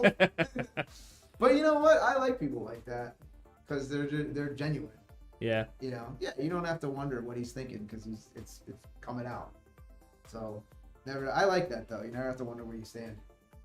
You know, oh, does this guy like me? Does this guy not like me? Like whatever. You know, I don't know. Like you want to be professional, but not so professional that you're unwilling to tell someone to eat shit in the DMs. Yeah. You know, yeah, go ahead, call HR and complain about me. Whatever. You know, you remember the guy that did that? Yeah. Yeah. He called the shop. It was like 10 o'clock at night. It was when we were in the old building. Yeah. It was like 10 o'clock at night, and he was like, you know, in the DMs on like Instagram being a total prick. And I was just like, tell your mom to make me a sandwich or something. Yeah. But he got so mad. And he called the shop and he's like, I just want to tell you that whoever's running your social media, it's so unprofessional. And I'm just like, yeah, that's me, dude. I own the shop. Like, whatever. He's like, I can't believe it. I'm gonna stop being a dick. You know? Like, we didn't start it. I'm not out there like picking fights with people in the DMs. Yeah. Like, no. Because that is unprofessional. Just unprovoked, like go after somebody or like leave, you know, like we would never leave like a shithead comment on someone else's post or something. Like that is unprofessional. Yeah. I would never do that. You know, like make some, you know, stupid remark on somebody else's content or like, you know, drag somebody who made a mistake. I might send somebody a DM if I saw them create, because we've done that where we've seen content and they're saying something that's not true. You know, we have DM'd somebody and said like, hey, you know, FYI, you said blah blah blah. You know, that's actually not right, and I didn't know if that was like a, you know, a mistake on your part where you flip flopped one thing with the other or whatever. But like, just wanted to let you know there's, you know, inaccuracies in your video or whatever. Like we've done that. Yeah. But it's private. It's private. It's in a DM. It's not. We're not publicly posting on their page like you're an idiot. Like, you know, because that's unprofessional. Yeah. Like where you would send them a, you know, but you're sending them a DM that's like, hey, you know, you said that, you know, this CPU has more cores than that CPU, and it's actually the opposite. You know, and I've never sent that message and had somebody get butthurt. I've always had people be like, I know I just flipped them when I was, you know, reading the, you know, or whatever. Like Yeah. they appreciate it, you know, and they appreciate that you like kept it, you know, under the radar and not just, you know, drag them publicly in the comments section or whatever, because that Yeah. is unprofessional and that's not. But like, you know, if somebody that handles our socials here did that, I would be upset. You know, I'd be like, you can't say that. Like you can't, you know, you can't do that. But if you're in our DMs being a dick, you know. Open season. That's what I'm saying. You know what I mean? Don't, you know, don't be surprised if you know, get it fired right back at you. Because if you're gonna dish it out, you know, you don't get to cry about it when it comes back at you. Because you won't get any sympathy from me. You know, well, I'm gonna report you to who? You know, go ahead and report me to my supervisor. Whatever. You know, I don't know. And I'm not looking to pick a fight with people because I'm not, you know, it's not my default mode to like go in on everybody 2-footed and start shit. Yeah. You know, but I'm not above it. Like, you know what I mean? Like, you know, I'm not saying there's no one out there that knows more than me about PC hardware and whatever, but Ruta says, I'm going to report you to your boss, aka your wife. yeah, that's true. The kryptonite. That's true. Yeah, I don't mess with the wife. Denise and I never fight though. Like, we're probably the couple that like everybody secretly hopes get divorced or something. Just never. It's like there's nothing that's, you know what I mean? Like, for me to get upset about something, it's got to be like above the line. Yeah. You know, it's got to be like above the line of like, oh, this is a hill that I'm willing to die on. And there aren't that many hills. You know, I'm old, man. I can't, you can't die on every hill anymore. At 44 with 6 kids, you just got to figure that stuff out. Like, Yeah. You know, yeah. I can't go rounds over everything. Like, it's just not, you know, it's too exhausting. You just can't. You got to pick and choose, like, all right, you know, this is where I'm going to dig my heels in or whatever. And, like, with your wife, what are you going to fight about? Like, I don't understand. I see these people now, man. They're like, yeah, we were married for 10 years. I never knew she didn't want kids. Huh? What? Yeah. Like, you didn't think that was a conversation that you should have? Like, before you got married? Like, I mean, bad situation. I feel, you know, like, not that I don't feel bad for you, because divorce sucks, you know, but, I mean, dude, you kind of should have had that talk before you signed up, you know? Like, I just feel like there's certain things that you should talk about. Like, how are we going to manage money? How are we going to, like, those are conversations that should be had. And then people don't have them, fight over them. Because most people fight over money. Yep. Which we just don't have any, so it's fine. Yeah. You know, just whatever. Denise is, you know, but Denise doesn't care because she grew up, like, poor. So she's, you know, she thinks it's great that we, like, have a house. You know what I mean? Yep. Dude, you know the average American house, fact check me on this, then we'll wrap it. I believe that the average American house is over 3 times the size of the average house in Asia. All right. Average house size, United States versus other countries. Just hit me with some stats. I'm assuming we're talking about square foot. Yeah. I'm going to say the average U.S. house is 2,400 square feet. This is not left testable degree of confidence stuff. 24 seems high to me. I bet it's 24. The average size for a single family home is approximately 2164. In America? Yeah. 2164. All right. The median. So 24 was too high. Yeah, the median for new homes built in 2023 was 2286. So they're getting bigger. So it's over 2,000. Yeah, it's over 2,000. Australia, I bet they're even bigger. yeah, 2,300 square foot. What are they in the UK? In the UK, I bet they're not even 1,000. Okay. India's 504. Yeah, makes sense. Uh, You got a really good people. Oh, UK. Here we go. I bet the UK is over 1,000. Homes here average 818 square feet, among the smallest in Europe. You go a house. What? High property prices and limited land in urban areas land, have dude. That's what I'm driven saying. this downsizing from a historical average of 15, almost 1,600 square foot. So they're So under they're- 1,000. Yeah, they're shrinking. Do that. www.tjwasright.com. New Zealand's 21, about the same as us. Canada's 1,900. Denmark is 1,400. Telling you, dude. Russia's 614. Yeah. Hong Kong is 484. Yeah. Makes sense. It's the smallest average house size globally. Yeah. You seen the population density? Bruh. Yeah. Bruh. China. Oh, did I say Cuba before? No. Oh, okay. I thought I said. What's China? China's 646. See? What'd I say? We were 3 times bigger? Yeah. Ah, nailed it. Yep. Nailed it. 3x, baby. Nearly doubling in size over the past 15 years. Wow. So they're. Wow. Yeah, they doubled just to get to 600 Jeez. Losers. I'm just kidding. Yeah, that's like the size of my living room. That's what I'm saying, man. People don't understand how good we have it here. Yeah. Here's the question to ask Brock. Then we are going to cut it. So let's ask Brock.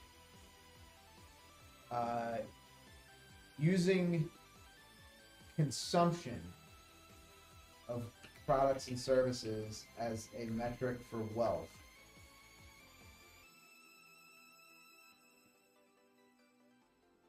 Say using consumption rather than income.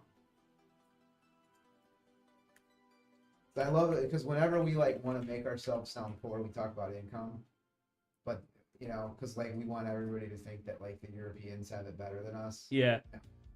They don't. So using consumption rather than income as the basis for wealth. How wealthy is the average American compared to the average European? There's all kinds of people in the United States that are like living, you know, on the public dole, subsidized housing, Obama phone, healthcare, you know, whatever. Like, you know, wearing Jordans. Yeah. Like, you know what I mean? Getting EBT, not paying for their groceries, whatever. So I want to know, because, you know, they'll say all those people are low income. Well, they are low income. They're not low consumption. Wow. Oh, there's a lot here. Comparison. Raw difference. The average American consumption is about 52% higher than the EU. Average of 48,000 versus 3,150 or 31,500. Yeah.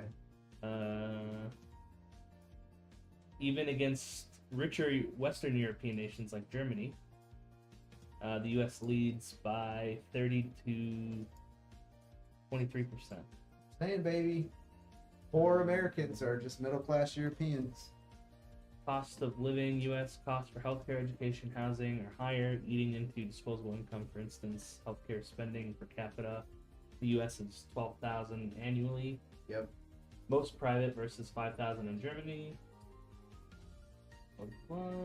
Median perspective, since averages can be skewed by outliers like U.S. billionaires, median consumption offers a clearer picture of the typical person. That's what I give you, median consumption. Yeah. So on average, we're consuming 50% more than Europeans. 52%. Damn. So I'm telling you, bro, poor Americans are just middle class Europeans. If you don't believe me, go to Europe. Look how they live. EU still has a lot of low-income developing countries. Probably mostly what? Eastern Europe would be. I would imagine. Yeah. Western Europe is pretty developed. Although I don't know, dude, they're importing a lot of like low income people into like France. Oh, really? Yeah, have you been to Paris lately? I mean, I haven't either, but Paris, if you want to go to Paris, you might want to go soon. You might not Shit. be, you might not be allowed in 10 years. Paris, my parents were in Paris not that long ago, and Paris has been very, very, very. I don't want to say like overrun because that sounds bad, but like there's an awful lot of North African migrants in Paris that are not culturally French. You know, they're not culturally French at all. I mean, like Ireland. You know, the number one most common name for a baby boy in Ireland last year? No. Yeah. What was the most common? Is it Mohammed? It's Mohammed. What is that? Somebody played as a blurb. Right? Oh my god. That was the warning signal. Jesus. That's what Conor McGregor's talking about. He's talking about running for president of Ireland. Really? Because he's like, we need to make Ireland Irish again. I'm like,